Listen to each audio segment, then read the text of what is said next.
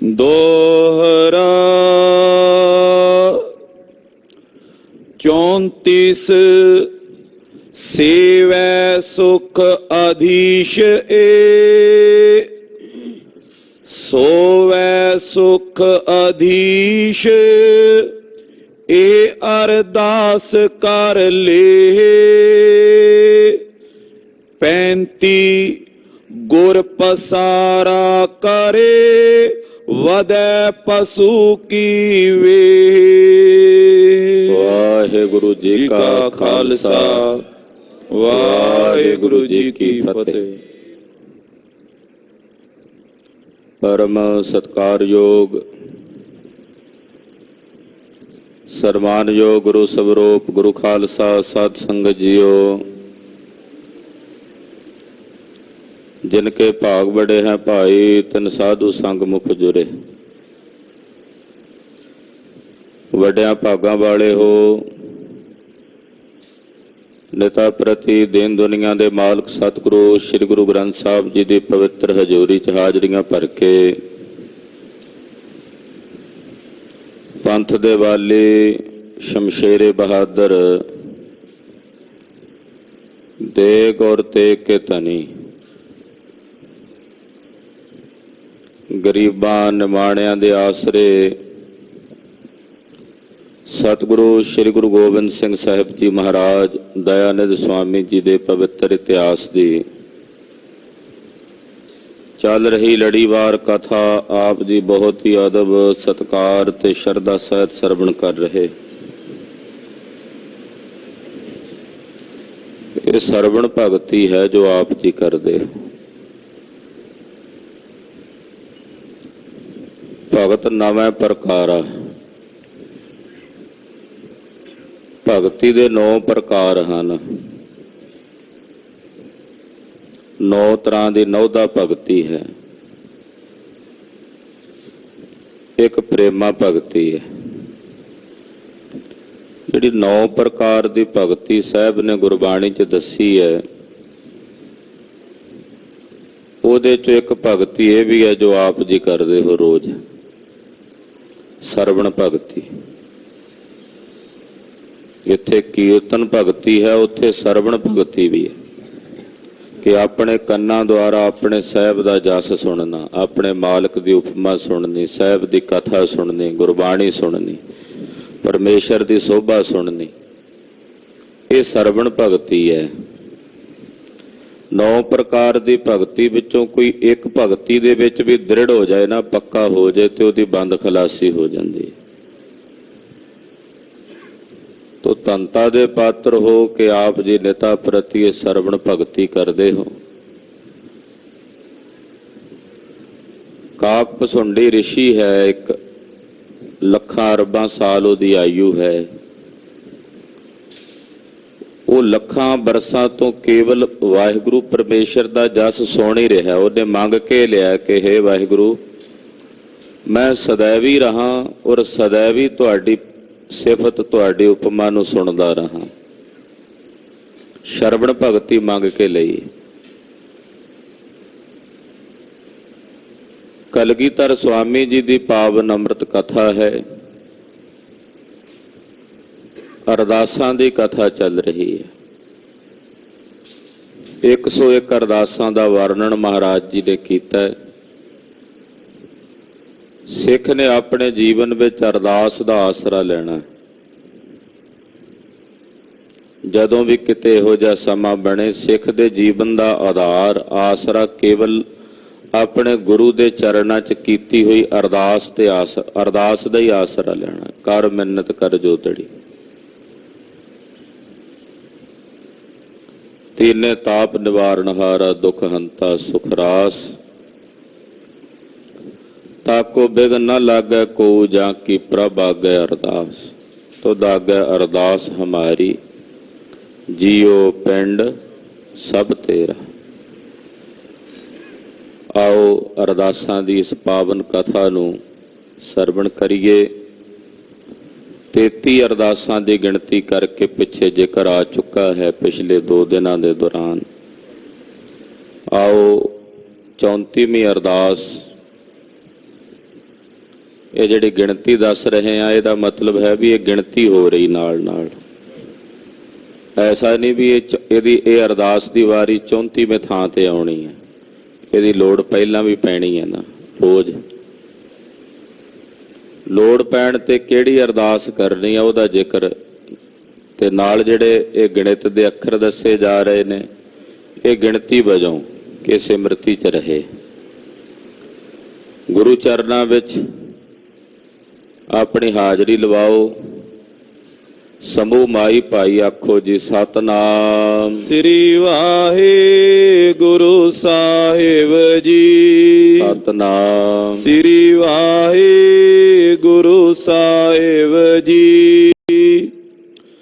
34 ਸੋਵੈ ਸੁਖ ਅਧੀਸ਼ ਇਹ ਅਰਦਾਸ ਕਰ ਲੇ। 34ਵੀਂ ਅਰਦਾਸ ਹੈ ਕਿ ਜਦੋਂ ਰਾਤ ਨੂੰ ਸੌਵੇਂ ਤੇ ਸੌਣ ਤੋਂ ਪਹਿਲਾਂ ਅਰਦਾਸ ਕਰੇ, ਮਹਾਰਾਜ ਮੈਂ ਸੁੱਖਾਂ ਦਾ ਰਾਜਾ ਹੋ ਕੇ ਸੋਵਾਂ।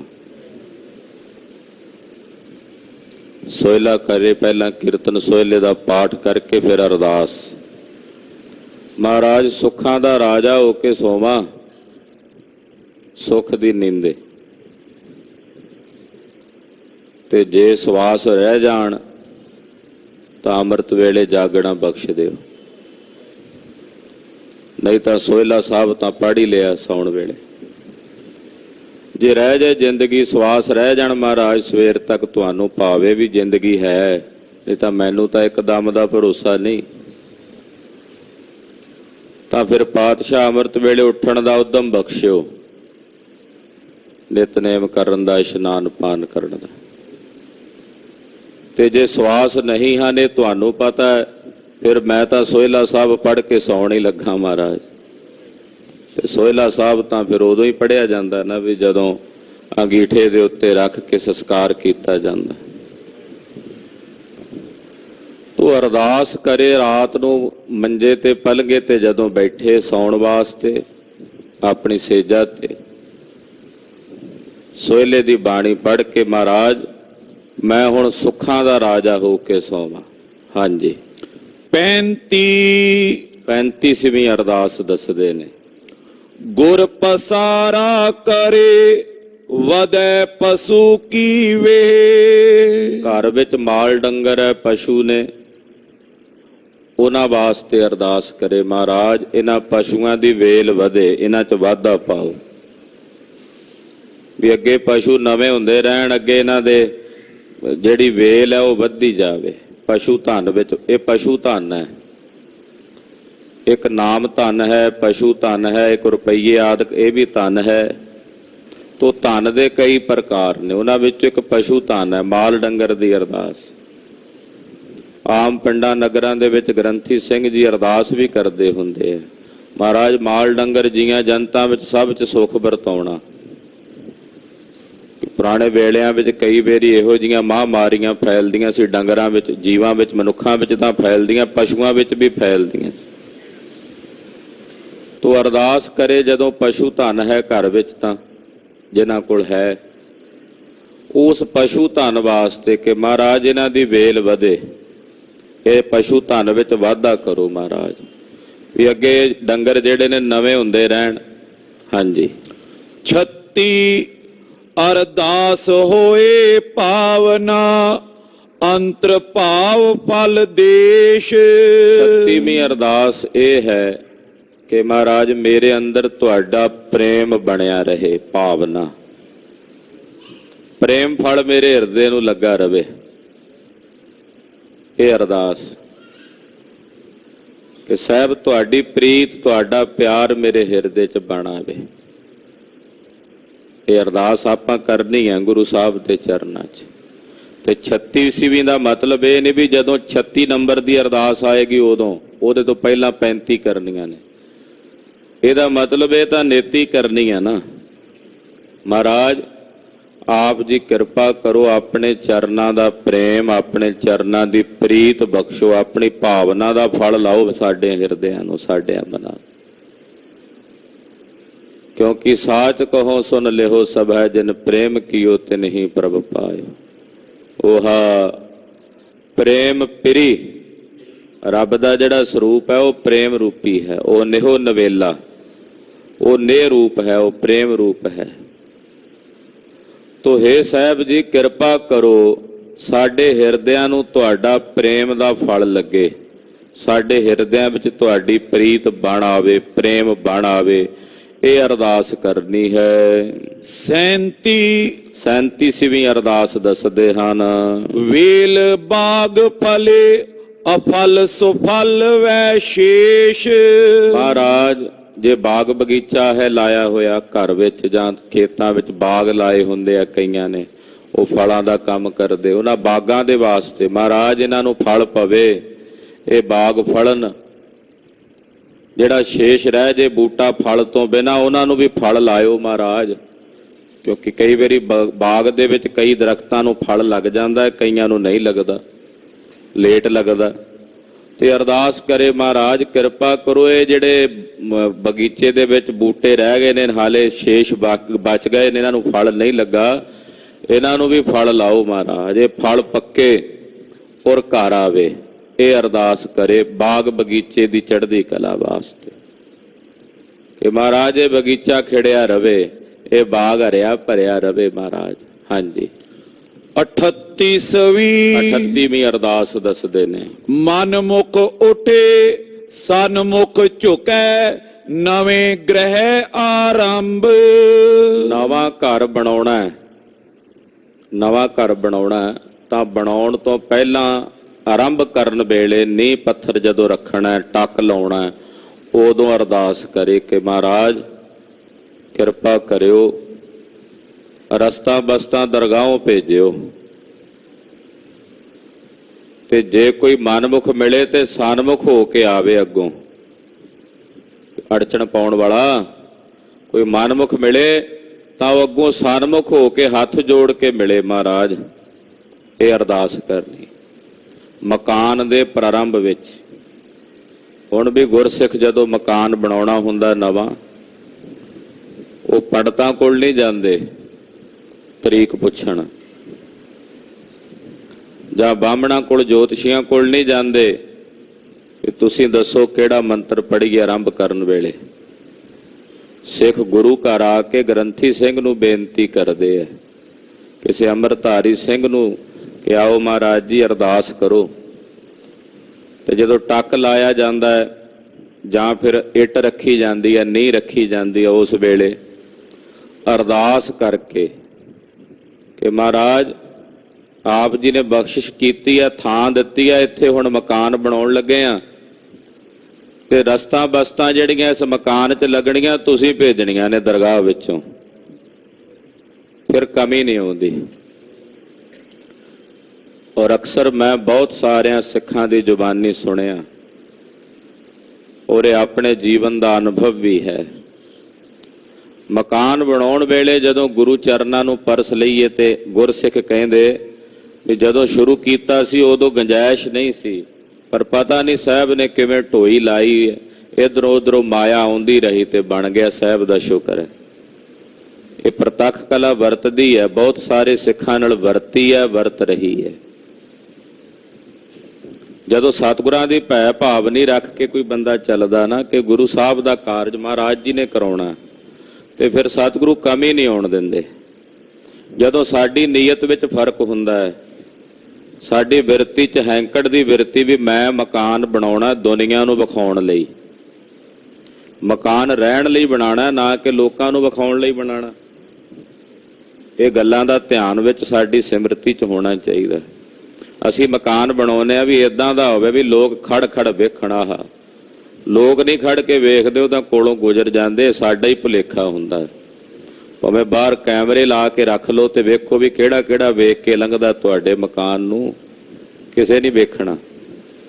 ਇੱਕ ਵਾਰੀ ਕੋਲੋਂ ਲੰਘਦਿਆ ਭਾਵੇਂ ਕਿਸੇ ਦੀ ਤਾਜ ਹੀ ਜ਼ਰੂਰ ਨਿਕਲੇ, ਆਹ ਇੰਨਾ ਕੁ ਜ਼ਰੂਰ ਕਹਿ ਕੇ ਨਿਕਲ ਜਾਏਗਾ, ਉਹਦੇ ਨਾਲ ਤੁਹਾਨੂੰ ਫੀਤੀਆਂ ਨਹੀਂ ਲੱਗ ਜਾਣੀਆਂ।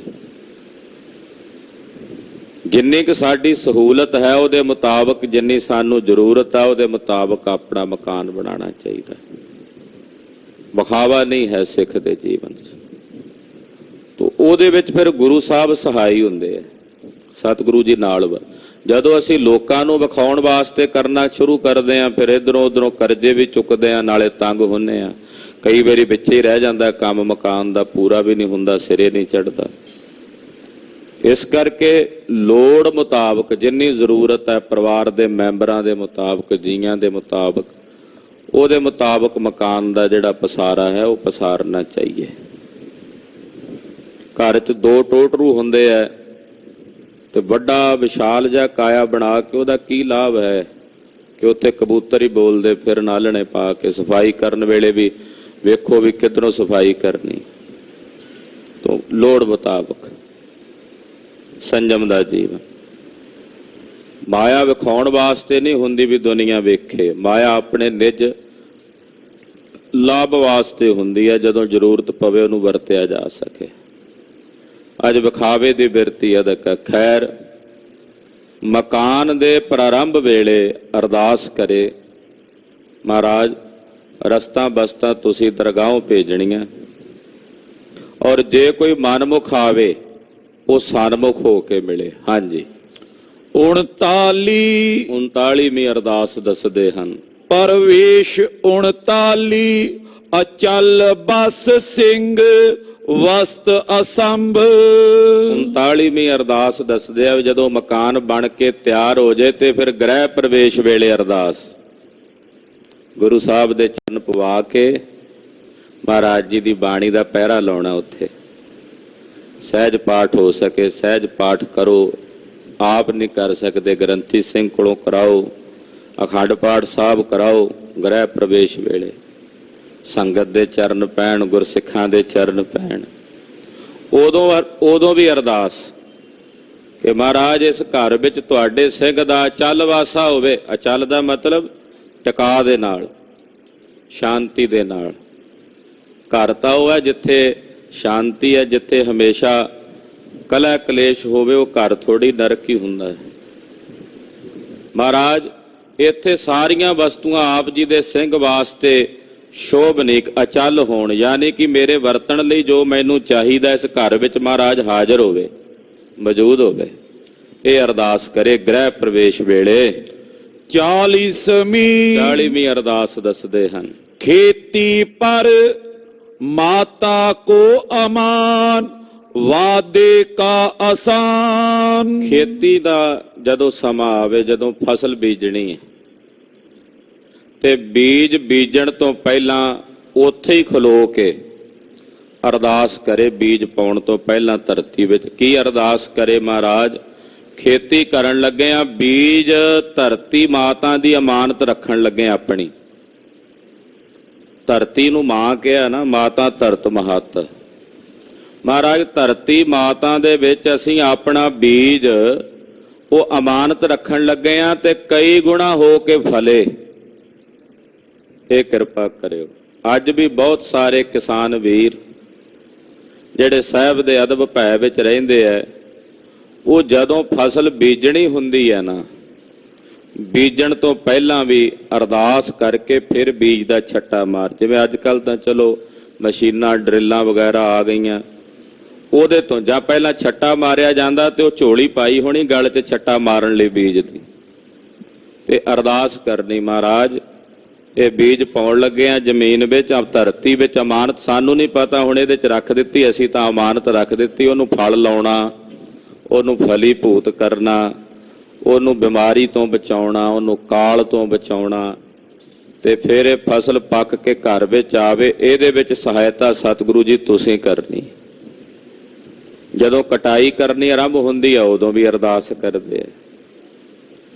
ਤੋ ਇਸ ਪ੍ਰਕਾਰ ਨਾਲ ਕਿਸਾਨ ਸਾਹਿਬ ਦੇ ਪਰਮੇਸ਼ਰ ਦੇ ਆਸਰੇ ਹੁੰਦੀ। ਜਿਹੜੀ ਖੇਤੀ ਹੈ ਨਾ, ਇਹ ਰੱਬੀ ਆਸਰੇ ਹੁੰਦੀ ਹੈ। ਤੇ ਜਦੋਂ ਰੱਬ ਦੇ ਆਸਰੇ ਦੇ ਉੱਤੇ ਕਈ ਵਾਰੀ ਕੁਦਰਤ ਦੀ ਕਰੋਪੀ ਵੀ ਹੋ ਜਾਂਦੀ ਹੈ।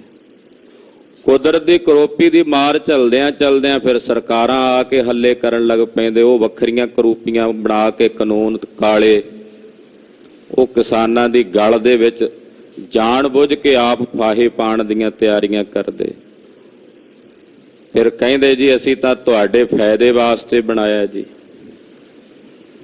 ਜਿਨ੍ਹਾਂ ਦੇ ਫਾਇਦੇ ਲਈ ਬਣਾਇਆ ਜੀ, ਉਹ ਕਹਿੰਦੇ ਆ ਵੀ ਇਹਦੇ 'ਚ ਸਾਡਾ ਫਾਇਦਾ ਨਹੀਂ ਹੈ, ਤੇ ਤੁਸੀਂ ਜ਼ਬਰਦਸਤੀ ਕਿਉਂ ਕਰਦੇ ਹੋ ਭਾਈ? ਤੂੰ ਕਿਸਾਨ ਦੀ ਜਿਹੜੀ ਜੂਨ ਹੈ ਨਾ, ਕਿਸਾਨ ਦੀ, ਉਹ ਰੱਬ ਦੇ ਆਸਰੇ ਹੈ। ਪਰਮੇਸ਼ਰ ਵੈਸੇ ਤਾਂ ਸਾਰੀ ਦੁਨੀਆ ਹੀ ਰੱਬ ਦੇ ਆਸਰੇ ਹੈ। ਉਹਨੇ ਖੁੱਲੇ ਆਕਾਸ਼ ਦੇ ਵਿੱਚ ਬੀਜ ਪਾ ਦੇਣਾ ਆਪਣੇ ਘਰੋਂ ਕੱਢ ਕੇ, ਉਹ ਉੱਗੇ। ਕਈ ਵਾਰੀ ਇੱਕਦਮ ਮੀਂਹ ਪੈ ਜਾਂਦਾ, ਉਹ ਬੀਜ ਬੀਜਿਆ ਹੁੰਦਾ, ਮੀਂਹ ਪੈ ਜਾਏ ਨਾਲ ਹੀ ਉਹ ਬੀਜ ਉੱਗਦਾ ਹੀ ਨਹੀਂ ਹੈ। ਫਸਲ ਪੱਕ ਜੇ, ਉਧਰੋਂ ਮੀਂਹ ਪੈ ਜਾਏ ਤਾਂ ਗੜੇ ਪੈ ਜਾਣ, ਤਾਂ ਝੜ ਜਾਏ, ਤਾਂ ਰੱਬ ਦੇ ਆਸਰੇ। ਕਿਸਾਨ ਦੇ ਵਾਸਤੇ ਤਾਂ ਬੜੀ ਔਖੀ ਘਾਟੀ ਹੈ ਨਾ। ਅੱਜ ਕੱਲ ਜਿਹੜਾ ਕਿਸਾਨ ਦਾ ਰੂਪ ਵਿਖਾਇਆ ਜਾਂਦਾ ਗਾਇਕਾਂ ਵੱਲੋਂ, ਗੀਤਕਾਰਾਂ ਵੱਲੋਂ ਵੀ ਇਦਾਂ ਦੇ ਹੁੰਦੇ, ਇਦਾਂ ਦੇ ਹੁੰਦੇ, ਉਦਾਂ ਦਾ ਹੈ ਨਹੀਂ। ਉਹ ਅਸਲੀਅਤ ਦੇ ਵਿੱਚ ਉਹ ਪਸੀਨੇ ਨਾਲ ਲੱਥ-ਪੱਥ ਰੋਟੀ ਉੱਤੇ ਗੰਢਾ ਰੱਖ ਕੇ ਖੇਤ ਦੇ ਵੱਟ ਤੇ ਬੈਠਾ ਪ੍ਰਸ਼ਾਦਾ ਛਕਦਾ, ਉਹ ਉਹਦਾ ਅਸਲੀ ਰੂਪ ਹੈ। ਹੱਥ 'ਚ ਬੰਦੂਕ ਫੜ ਕੇ ਚੌੜੇ ਚੌੜੇ ਟਾਇਰਾਂ ਵਾਲੀ ਜੀਪ ਬਣਾ ਕੇ ਤੇ ਉਹਦੇ ਤੇ ਬਹਿ ਕੇ ਉਹ ਵੰਗਾਰਦਾ ਫਿਰੇ ਜੀ। ਕਚਹਿਰੀਆਂ 'ਚ ਮੇਲੇ ਲੱਗਦੇ, ਕਿਸਾਨ ਦਾ ਰੂਪ ਨਹੀਂ ਹੈ। ਖੈਰ, ਅਰਦਾਸ ਕਰੇ ਜਦੋਂ ਬੀਜ ਬੀਜੇ ਕਿਸਾਨ ਖੇਤ ਵਿੱਚ, ਮਹਾਰਾਜ ਮਾਤਾ ਕੀ ਅਮਾਨ ਵਾਧੈ ਕਾ ਆਸਾਨ। ਮਹਾਰਾਜ ਸਾਡੇ ਤੇ ਅਹਿਸਾਨ ਕਰਿਓ ਵੀ ਅਸੀਂ ਧਰਤੀ ਮਾਤਾ ਦੀ ਅਮਾਨਤ ਰੱਖਣ ਲੱਗੇ ਆ ਬੀਜ, ਇਹ ਵਾਧਾ ਹੋ ਕੇ ਸਾਨੂੰ ਫਲੇ, ਇਹ ਸਾਡੇ ਤੇ ਤਰਸ ਕਰਿਓ। ਇਹ ਉਦੋਂ ਅਰਦਾਸ ਕਰੇ ਬੀਜ ਬੀਜਣ ਤੋਂ ਪਹਿਲਾਂ। ਹਾਂਜੀ। 41 ਕੂਆ ਅਖੰਡ ਗੁਰ ਪੂਰਨ ਬ੍ਰਹਮੰਡ। ਅੱਜ ਕੱਲ ਜਿਵੇਂ ਬੋਰ ਕੀਤੇ ਜਾਂਦੇ, ਪਹਿਲਾਂ ਖੂਹ ਲਾਏ ਜਾਂਦੇ ਸੀ। 41ਵੀਂ ਅਰਦਾਸ ਖੂਹ ਲਾਉਣ ਤੋਂ ਪਹਿਲਾਂ, ਜਦੋਂ ਖੂਹ ਦਾ ਟੱਕ ਲਾਉਣਾ, ਉਹਦੇ ਤੋਂ ਪਹਿਲਾਂ ਅਰਦਾਸ ਕਰਨੀ ਕਿ ਮਹਾਰਾਜ ਥੱਲੇ ਸਾਨੂੰ ਨਹੀਂ ਪਤਾ ਜ਼ਮੀਨ ਦੇ ਥੱਲੇ ਕਿੰਨਾ ਕੁ ਪਾਣੀ ਕਿੱਥੇ ਹੈ, ਤੁਹਾਨੂੰ ਪਤਾ ਮਹਾਰਾਜ, ਤੁਸੀਂ ਤਰਸ ਕਰਨਾ। ਕੂਆ ਅਖੰਡ ਜਿਹੜਾ ਖੂਹ ਅਸੀਂ ਪੁੱਟਣ ਲੱਗੇ ਆ ਮਹਾਰਾਜ ਪਾਣੀ ਲਈ, ਇਹ ਅਖੰਡ ਚੱਲੇ, ਦਾ ਪਾਣੀ ਨਾ ਮੁੱਕੇ ਕਦੇ, ਇਹ ਖੂਹ ਅਖੰਡ ਹੋਵੇ। ਗੁਰਪੂਰਨ ਬ੍ਰਹਮੰਡ, ਮਹਾਰਾਜ ਤੁਸੀਂ ਤਾਂ ਸਾਰੇ ਸੰਸਾਰ ਵਿੱਚ ਪਰਿਪੂਰਨ ਹੋ, ਤੁਹਾਨੂੰ ਪਤਾ ਹੈ, ਸਾਨੂੰ ਪ੍ਰੇਰਨਾ ਕਰਕੇ ਉਸੇ ਜਗ੍ਹਾ ਤੇ ਟੱਕ ਲਵਾਇਓ ਜਿੱਥੇ ਪਾਣੀ ਅਖੰਡ ਹੋਵੇ। ਕਿ ਤਾਂ ਅੰਦਾਜ਼ੇ ਨਾਲ ਪੁੱਟਣਾ ਕਿ ਇੱਕ ਇੱਥੇ ਧਰਤੀ ਦੇ ਵਿੱਚ ਇਹੋ ਜਿਹੀ ਖੇਡ ਹੁੰਦੀ ਆ ਵੀ 10 ਫੁੱਟ ਦੇ ਕੋਲ ਕਰੀਏ ਉੱਥੇ ਪਾਣੀ ਹੁੰਦਾ, 10 ਫੁੱਟ ਥੋੜਾ ਜਿਹਾ ਉਰੇ ਕਰ ਲਈ ਉੱਥੇ ਕਈ ਵਾਰੀ ਪਾਣੀ ਨਹੀਂ ਵੀ ਹੁੰਦਾ। ਹੁਣ ਅੱਜ ਕੱਲ ਤਾਂ ਡੂੰਘਾਈ ਥੱਲੇ ਜਾ ਰਹੀ ਹੈ। ਤੋ ਅੱਜ ਕੱਲ ਜਿਵੇਂ ਕਿਸੇ ਬੋਰ ਲਾਣਾ ਹੋਵੇ ਤਾਂ ਵੀ ਸਿੰਘ ਅਰਦਾਸ ਕਰਦੇ ਆ ਪਹਿਲਾਂ ਟੱਕ ਲਾਣ ਤੋਂ, ਮਹਾਰਾਜ ਅਖੰਡ ਪਾਣੀ ਹੋਵੇ। 42ਵੀਂ ਅਰਦਾਸ ਦੱਸਦੇ ਨੇ, ਵੰਡੇ ਰਿੱਧ ਬ੍ਰਿਧ ਸਤਿਗੁਰ ਸਭ ਸਿੱਧ। 42ਵੀਂ ਅਰਦਾਸ ਉਦੋਂ ਜਦੋਂ ਫਸਲ ਪੱਕ ਕੇ ਬੋਲ ਲਾ ਲਵੇ, ਤੇ ਬੋਲ ਚੋਂ ਜਦੋਂ ਵੰਡਦਾ ਨਾ, ਫਿਰ ਅੱਗੇ ਜਿਹੜੇ ਵੱਢਣ ਆਉਂਦੇ ਆ, ਅੱਜ ਕੱਲ ਜਿਵੇਂ ਪੈਸੇ ਦੇ ਦਿੰਦੇ ਆ, ਪਹਿਲਾਂ ਬੋਲ ਦੇ ਵਿੱਚੋਂ ਉਹਨਾਂ ਨੂੰ ਫਸਲ ਦਾ ਹਿੱਸਾ ਦਿੱਤਾ ਜਾਂਦਾ ਸੀ, ਵਾਢਿਆਂ ਨੂੰ, ਫਿਰ ਜਿਨ੍ਹਾਂ ਨੇ ਕੱਢਣ ਆਉਣਾ ਉਹਨਾਂ ਨੂੰ। ਜਦੋਂ ਬੋਲ ਲਾਵੇ ਫਿਰ ਉਹਦੇ ਵਿੱਚੋਂ ਜਦੋਂ ਵੰਡਣ ਲੱਗੇ ਤੇ ਉਦੋਂ ਅਰਦਾਸ ਕਰੇ, ਮਹਾਰਾਜ ਬੋਲ ਨੂੰ ਹੱਥ ਲਾਉਣ ਲੱਗਾ ਪਹਿਲਾਂ ਉਸ ਬੋਲ ਚੋਂ ਗੁਰੂ ਵਾਸਤੇ ਕੱਢਦਾ, ਮਹਾਰਾਜ ਜੀ ਦੇ ਦਰਬਾਰ ਵਾਸਤੇ।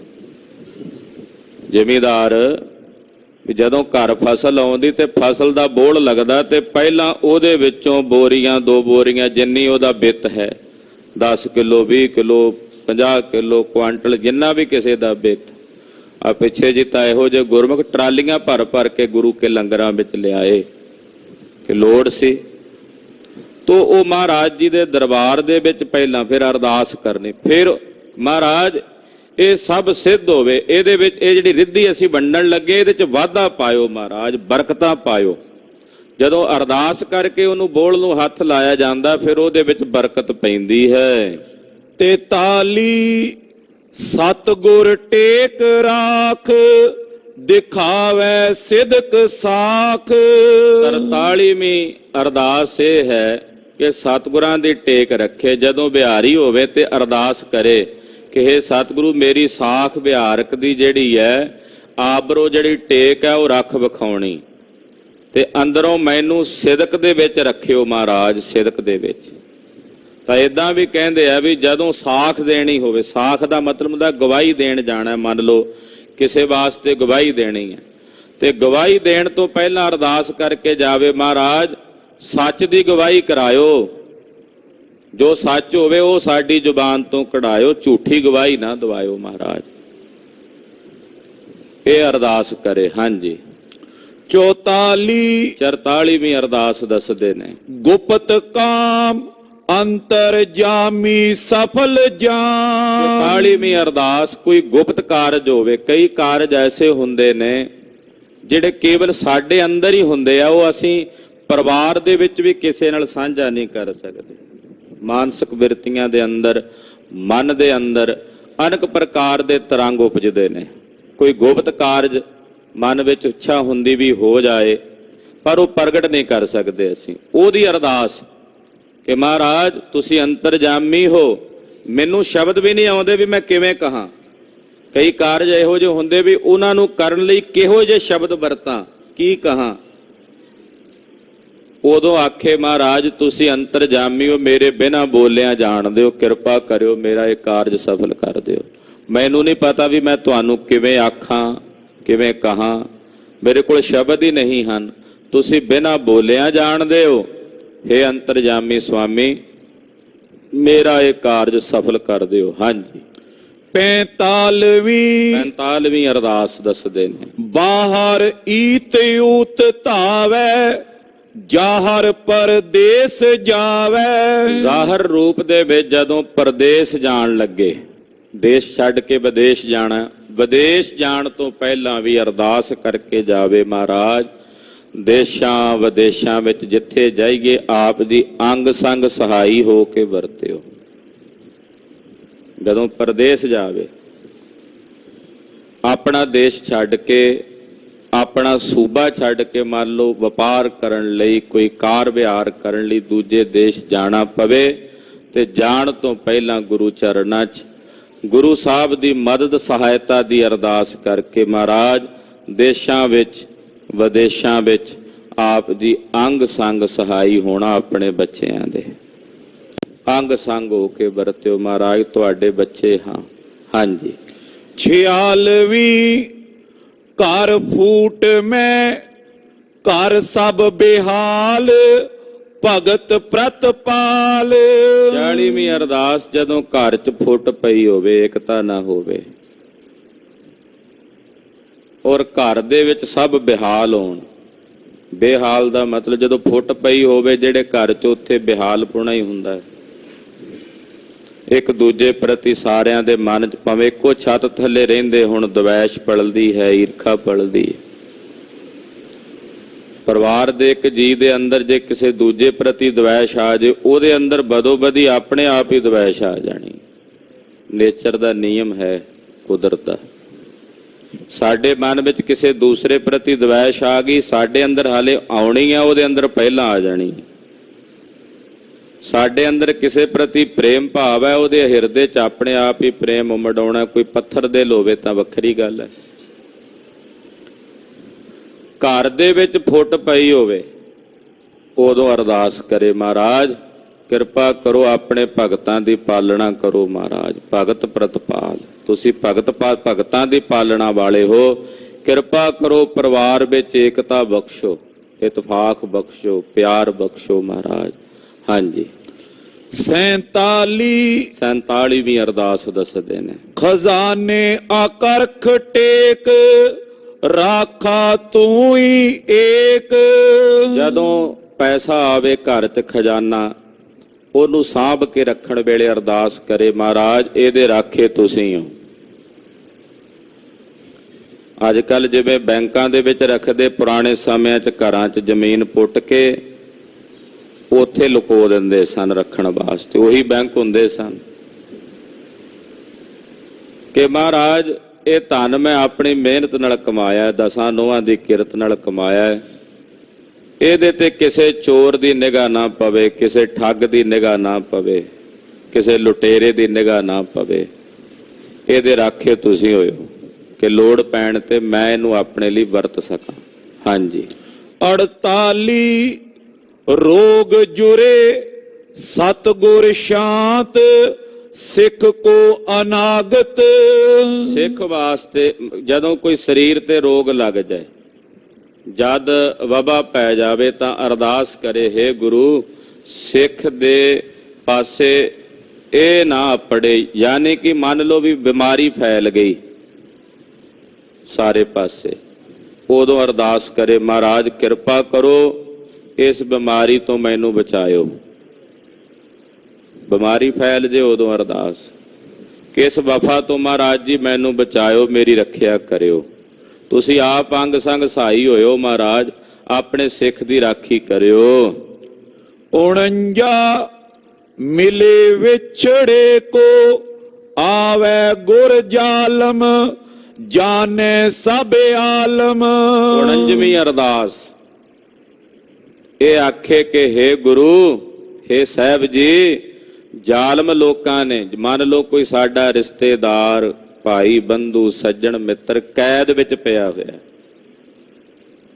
ਸਾਡਾ ਕੋਈ ਸੰਬੰਧੀ ਹੈ, ਸਾਡਾ ਕੋਈ ਮਿੱਤਰ ਹੈ, ਸਾਡਾ ਕੋਈ ਰਿਸ਼ਤੇਦਾਰ ਹੈ ਤੇ ਉਹ ਕੈਦ 'ਚ ਚਲਾ ਗਿਆ, ਉਹਦੇ ਲਈ ਅਰਦਾਸ ਕਰੇ ਮਹਾਰਾਜ ਜ਼ਾਲਮਾਂ ਨੇ ਸਾਡੇ ਫਲਾਣੇ ਸੱਜਣ ਨੂੰ, ਜਿਹਦਾ ਨਾਂ ਜਿਹੜਾ ਵੀ ਹੋਵੇ ਕੈਦ 'ਚ, ਉਹਨੂੰ ਮਹਾਰਾਜ ਸਾਡੇ ਤੋਂ ਵਿਛੋੜ ਦਿੱਤਾ ਹੈ, ਕਿਰਪਾ ਕਰੋ ਉਸ ਸਿੱਖ ਦੀ ਬੰਦ ਖਲਾਸੀ ਕਰਕੇ ਸਾਡੇ ਨਾਲ ਮਿਲੋ। ਮਹਾਰਾਜ ਤੁਹਾਡੇ ਬਾਬਤ ਤੇ ਪ੍ਰਗਟ ਹੈ ਕਿ ਤੁਸੀਂ ਵਿਛੜਿਆਂ ਨੂੰ ਮੇਲਦੇ ਹੋ, ਮਹਾਰਾਜ ਆਪ ਜੀ ਵਿਛੜਿਆਂ ਨੂੰ ਮੇਲਦੇ ਹੋ, ਤੇ ਜਿਹੜੇ ਜ਼ਾਲਮਾਂ ਨੇ ਸਾਡੇ ਫਲਾਣੇ ਸੱਜਣ ਨੂੰ, ਮਿੱਤਰ ਨੂੰ ਸਾਡੇ ਤੋਂ ਵਿਛੋੜਿਆ, ਮਹਾਰਾਜ ਕਿਰਪਾ ਕਰੋ ਉਸ ਵਿਛੋੜੇ ਹੋਏ ਸਾਡੇ ਸੱਜਣ ਨੂੰ, ਮਿੱਤਰ ਨੂੰ ਕੈਦ ਚੋਂ ਕੱਢ ਕੇ ਸਾਡੇ ਨਾਲ ਮਿਲੋ। ਇਹ ਉਸ ਵੇਲੇ ਦੀ ਅਰਦਾਸ ਹੈ। ਹਾਂਜੀ, 50ਵੀਂ ਅਰਦਾਸ ਦੱਸਦੇ ਹਨ। ਸ਼ਾਦੀ ਕੀ ਖੁੱਲਾ ਗੁਰ ਦਰਬਾਰ, ਇੱਛਾ ਬਿਹਾਰ। ਇਹ ਸ਼ਾਦੀ ਵੇਲੇ ਦੀ ਅਰਦਾਸ, ਕਿ ਜਦੋਂ ਸ਼ਾਦੀ ਆਰੰਭ ਕਰਨੀ ਹੈ ਬੱਚੇ ਬੱਚੀ ਦੀ, ਅਰਦਾਸ ਕਰੇ ਮਹਾਰਾਜ ਤੁਹਾਡੇ ਦਰਬਾਰ ਦੇ ਵਿੱਚ, ਖੁੱਲੇ ਦਰਬਾਰ ਵਿੱਚ ਮਰਿਆਦਾ ਅਨੁਸਾਰ ਹੋਵੇ, ਜੋ ਤੁਹਾਡੀ ਦੱਸੀ ਮਰਿਆਦਾ ਹੈ, ਉੱਥੇ ਸਾਡੀ ਮਨਮਤ ਨਾ ਚੱਲੇ, ਮਨਮੁਖਤਾਈ ਨਾ ਚੱਲੇ। ਮਹਾਰਾਜ ਤੁਹਾਡੇ ਦਰਬਾਰ 'ਚ ਤੁਹਾਡੀ ਦੱਸੀ ਮਰਿਆਦਾ ਅਨੁਸਾਰ ਸ਼ਾਦੀ ਹੋਵੇ। ਇਹ ਉਸ ਵੇਲੇ ਦੀ ਅਰਦਾਸ। ਉੱਥੇ ਸਾਡੀਆਂ ਆਪ ਉਦਰੀਆਂ ਨਾ ਚੱਲਣ, ਉੱਥੇ ਸਾਡੀਆਂ ਖੋਟੀਆਂ ਬਿਰਤੀਆਂ ਨਾ ਚੱਲਣ ਜੋ ਅਸੀਂ ਕਰਦੇ ਹਾਂ। ਮਹਾਰਾਜ ਜੋ ਤੁਹਾਡੀ ਦੱਸੀ ਮਰਿਆਦਾ ਹੈ ਉਹਦੇ ਅਨੁਸਾਰ ਦਰਬਾਰ ਵਿੱਚ, ਆਪ ਜੀ ਦੇ ਖੁੱਲੇ ਦਰਬਾਰ 'ਚ ਸ਼ਾਦੀ ਹੋਵੇ ਮਹਾਰਾਜ ਸਾਡੇ ਬੱਚੇ ਬੱਚੀਆਂ ਦੀ। ਇਹ ਉਸ ਵੇਲੇ ਦੀ ਅਰਦਾਸ ਹੈ। 51 ਤੇ 51ਵੀਂ ਅਰਦਾਸ ਦੱਸਦੇ ਨੇ। ਬਾਜ ਜੰਗ ਗੁਰ ਬਖਸ਼ੀ ਅਸੰਗ। ਜਦੋਂ ਘੋੜਾ ਖਰੀਦਣਾ, ਜਾਂ ਅੱਜ ਕੱਲ ਆਪਾਂ ਕੋਈ ਕਾਰ ਖਰੀਦਣੀ, ਗੱਡੀ ਖਰੀਦਣੀ, ਮੋਟਰਸਾਈਕਲ, ਸਾਈਕਲ, ਕੁਝ ਵੀ ਵਾਹਨ ਖਰੀਦਣਾ, ਉਹਨਾਂ ਵੇਲਿਆਂ 'ਚ ਘੋੜੇ ਵਾਹਨ, ਉਸ ਵੇਲੇ ਅਰਦਾਸ ਕਰੇ ਮਹਾਰਾਜ ਜੰਗੀ ਘੋੜਾ ਬਖਸ਼ਿਓ। ਜੰਗੀ ਬਾਜ ਜੰਗ, ਜੰਗੀ ਘੋੜੇ ਦਾ ਮਤਲਬ ਕੀ ਹੁੰਦਾ ਵੀ ਜਿਹੜਾ ਜੰਗ ਕਰੇ ਉਹ ਨਹੀਂ, ਜੰਗੀ ਘੋੜੇ ਦਾ ਮਤਲਬ ਮਹਾਰਾਜ ਜਿਹੜਾ ਤਿਆਰ ਬਰ ਤਿਆਰ ਹੋਵੇ, ਬਲੀ ਹੋਵੇ, ਵੀ ਰਾਹ ਪੈਂਡੇ ਜੇ ਨੇ ਵੀ ਮਰੀਲ ਜਾ ਹੋਵੇ, ਖਲੋਤਾ ਰਵੇ, ਟੁਰੇ ਹੀ ਨਾ, ਅੱਗੋਂ ਖਿੱਚੋ ਤੇ ਪਿੱਛੋਂ ਧੱਕੋ ਤਾਂ ਟੁਰੇ, ਐਸਾ ਨਹੀਂ ਮਹਾਰਾਜ। ਜੰਗੀ ਘੋੜਾ ਬਖਸ਼ਿਓ ਮਹਾਰਾਜ। ਤੇ ਗੁਰਬਖਸ਼ੀ ਅਸੰਗ, ਹੈ ਸਾਹਿਬ ਜੀ ਅਸੰਗ ਹੋ ਕੇ ਬਖਸ਼ਿਓ, ਕਿਰਪਾ ਕਰਿਓ। 52ਵੀਂ ਅਰਦਾਸ ਦੱਸਦੇ ਨੇ। ਗੁਰ ਦੀਨਾ ਗਣੇਸ਼ ਸੁਫਲ ਕਾਮ ਮਾਨੇ ਆਦੇਸ਼। ਜਦੋਂ 52ਵੀਂ ਅਰਦਾਸ ਕਦੋਂ ਕਰੇ? ਜਦੋਂ ਹਾਥੀ ਮਿਲੇ। ਗਣੇਸ਼ ਸਿੰਘ, ਹਾਥੀ ਨੂੰ ਗਣੇਸ਼ ਕਹਿੰਦੇ ਆ। ਮਹਾਰਾਜ ਆਪ ਜੀ ਨੇ ਗਣੇਸ਼ ਬਖਸ਼ਿਆ, ਦੀਨਾ ਗਣੇਸ਼, ਆਪ ਜੀ ਨੇ ਗਣੇਸ਼ ਦਿੱਤਾ ਸਵਾਰੀ ਵਾਸਤੇ, ਹਾਥੀ ਨੂੰ ਗਣੇਸ਼ ਕਹਿੰਦੇ ਆ ਖਾਲਸੇ ਦੇ ਬੋਲੇ 'ਚ। ਸੁਫਲਾ ਕਾਮ ਮਾਨਨਾ ਆਦੇਸ਼, ਇਹ ਆਗਿਆ ਮੰਨੇ ਸਾਡੀ, ਔਰ ਜਿਹੜੇ ਕੰਮ ਲਈ ਇਹਨੂੰ ਲਿਆ ਉਹ ਕੰਮ ਸਾਡੇ ਲਈ ਇਹ ਸਿੱਧ ਹੋ ਕੇ ਕਰੇ, ਸਫਲ ਹੋ ਕੇ ਕਰੇ। ਜਦ ਹਾਥੀ ਬਲੀ ਹੈ, ਉਸ ਬਲੀ ਹਾਥੀ ਨੂੰ ਚਲਾਉਣਾ ਆਪਣੇ ਅਧੀਨ ਕਰਕੇ ਉਹਦੇ ਲਈ ਅਰਦਾਸ ਕਰੇ। ਹਾਂਜੀ। 53ਵੀਂ ਚਿਤ ਥੰਬਣ ਮੈਂ ਦਰਿਆਓ ਥੰਬ ਪਰਵਾ ਮਨ ਅਸਾਹ। ਇਹ ਅਰਦਾਸ ਤਾਂ ਰੋਜ਼ ਹੀ ਕਰਨੀ ਚਾਹੀਦੀ ਹੈ ਸਾਨੂੰ, ਕਿ ਮਹਾਰਾਜ ਮੇਰਾ ਜਿਹੜਾ ਚਿੱਤ ਹੈ ਇਹ ਥੰਬ ਜਾਏ। ਇਹ ਦੌੜਿਆ ਫਿਰਦਾ ਜਿਵੇਂ ਦਰਿਆ ਨਹੀਂ ਵਹਿੰਦਾ ਮਹਾਰਾਜ, ਇਦਾਂ ਹੀ ਵਹਿੰਦਾ ਰਹਿੰਦਾ। ਇਸ ਵਗਦੇ ਦਰਿਆ ਵਰਗੇ ਮੇਰੇ ਚਿੱਤ ਨੂੰ ਆਪ ਜੀ ਕਿਰਪਾ ਕਰਕੇ ਆਪਣਾ ਥੰਮ ਪਾ ਕੇ ਰੋਕ ਲਓ ਮਹਾਰਾਜ। ਮੇਰੇ ਚਿੱਤ ਬਿਰਤੀਆਂ ਨੂੰ ਇਕਾਗਰ ਕਰੋ। ਚਿੱਤ ਬਿਰਤੀਆਂ ਖਿੰਡੀਆਂ ਹੁੰਦੀਆਂ ਨੇ ਨਾ, ਸਾਡੀਆਂ ਚਿੱਤ ਬਿਰਤੀਆਂ ਇੱਕ ਜਗ੍ਹਾ ਤੇ ਕੇਂਦਰਿਤ ਨਹੀਂ ਹਨ, ਉਹ ਖਿੰਡੀਆਂ ਹੋਈਆਂ ਨੇ। ਉਹਨਾਂ 'ਚ ਖਿੰਡਾ ਇਕਾਗਰਤਾ ਵਾਸਤੇ ਅਰਦਾਸ ਕਰਨੀ, ਕਿਉਂਕਿ ਰੱਬ ਦੀ ਉਸਤਤ ਤਾਂ ਇਕਾਗਰਤਾ ਨਾਲ ਹੁੰਦੀ ਹੈ ਨਾ। ਪ੍ਰਭ ਕੀ ਉਸਤਤ ਕਰੋ ਸੰਤ ਮੀਤ, ਸਾਵਧਾਨ ਇਕਾਗਰ ਚੀਤ। ਸੁਰਤੀ ਦੀ ਇਕਾਗਰਤਾ, ਮਨ ਬਿਰਤੀਆਂ ਦੀ ਇਕਾਗਰਤਾ ਮਹਾਰਾਜ ਦਰਿਆ ਦੇ ਪ੍ਰਵਾਹ ਵਾਂਗੂ ਇਹ ਵਹਿੰਦੀਆਂ ਨੇ। ਆਪ ਜੀ ਕਿਰਪਾ ਕਰਕੇ ਇਹਨੂੰ ਥੰਮ ਪਾ ਕੇ ਇਕਾਗਰ ਕਰੋ। 54ਵੀਂ ਅਰਦਾਸ ਦੱਸਦੇ ਨੇ। ਅਸਵਨੀ ਕੁਮਾਰ ਹਿਰਦਾ ਸੁਖ ਸਾਰ। ਜਦੋਂ ਘੋੜੀ ਘਰ ਵਿੱਚ ਵਛੇਰਾ ਦੇਵੇ, ਉਸ ਵਛੇਰੇ ਨੂੰ ਖਾਲਸੇ ਦੇ ਬੋਲੇ 'ਚ ਕਹਿੰਦੇ ਆ ਅਸਵਨੀ ਕੁਮਾਰ। ਅਸ਼ਵਨੀ ਕੁਮਾਰ ਮਹਾਰਾਜ ਇਹ ਜਿਹੜਾ ਅਸਵਨੀ ਕੁਮਾਰ ਬਖਸ਼ਿਆ ਆਪ ਜੀ ਨੇ, ਵਛੇਰਾ ਦਿੱਤਾ ਮਹਾਰਾਜ, ਸਾਡੇ ਹਿਰਦੇ ਨੂੰ ਸੁੱਖ ਦੇਣ ਵਾਲਾ ਹੋਵੇ। ਸੁੱਖ ਦੇਣ ਵਾਲਾ, ਦੁੱਖ ਦੇਣ ਵਾਲਾ ਨਾ ਹੋਵੇ ਕਿ ਉੱਤੇ ਬੈਠੀਏ ਤੇ ਲੱਤ ਬਾਂਹ ਤੋੜ ਦੇ। ਮਹਾਰਾਜ ਸੁੱਖ ਦੇਣ ਵਾਲਾ ਹੋਵੇ, ਉਦੋਂ ਇਹ ਅਰਦਾਸ ਹੋਵੇ। 55ਵੀਂ ਵਿਆਹ ਕੀ ਕ੍ਰਿਤ ਮੈਂ ਆਰੰਭ ਤਵ ਕਿਰਪਾਲ ਸਿੱਖ ਕੋ ਨਿਹਾਲ। 55ਵੀਂ ਅਰਦਾਸ ਇਹ ਹੈ ਕਿ ਜਦੋਂ ਵਿਆਹ ਦੀ ਤਰੀਕ ਰੱਖ ਕੇ ਫਿਰ ਉਸ ਕਾਰਜ ਨੂੰ ਵਿਆਹ ਦੇ ਲਈ ਆਰੰਭਤਾ ਕਰਨੀ, ਵਿਆਹ ਦਾ ਕੰਮ ਆਰੰਭ ਕਰਨਾ, ਉਸ ਵੇਲੇ ਅਰਦਾਸ ਕਰੇ। ਅਰਦਾਸ ਕਰਦੇ ਅਖੰਡ ਪਾਠ ਸਾਹਿਬ ਕਰਾਉਂਦੇ ਆ ਸਿੰਘ ਘਰਾਂ 'ਚ, ਕੋਈ ਸਹਿਜ ਪਾਠ ਕਰਾ ਕੇ ਅਰਦਾਸ ਕਰਕੇ ਫਿਰ ਉਹ ਕੰਮ ਬਾਅਦ ਵਿੱਚ ਵਿਆਹ ਦਾ ਆਰੰਭ ਹੁੰਦਾ। ਪਹਿਲਾਂ ਮਹਾਰਾਜ ਜੀ ਦਾ ਰੁਮਾਲਾ ਖਰੀਦਦੇ, ਬਾਅਦ 'ਚ ਆਪਣੇ ਕੱਪੜੇ ਖਰੀਦਦੇ। ਉਹ ਅਰਦਾਸ ਕਰਦੇ, ਉਹਨੂੰ ਕਹਿੰਦੇ ਆ ਕੀਤਾ ਲੋੜੀਆ ਕੰਮ ਜ਼ੁਹਾਰ ਪੈ ਆਖੀਐ, ਕਾਰਜ ਦੇਹੋ ਸਵਾਰ ਸਤਿਗੁਰ ਸੱਚ ਸਾਖੀਐ।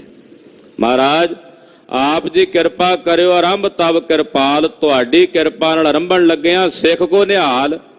ਮਹਾਰਾਜ ਆਪਣੇ ਸਿੱਖ ਨੂੰ ਨਿਹਾਲ ਕਰਿਓ ਜੇ।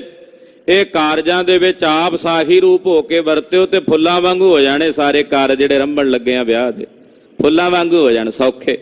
ਇਹੋ ਜਿਹਾ ਤਰਸ ਕਰਿਓ। 56ਵੀਂ ਬੰਧਨ ਮੈਂ ਅੰਧਾ ਹੁਆ ਵਿਰੋਧ ਸਿੱਖ ਕੋ ਸੋਧ।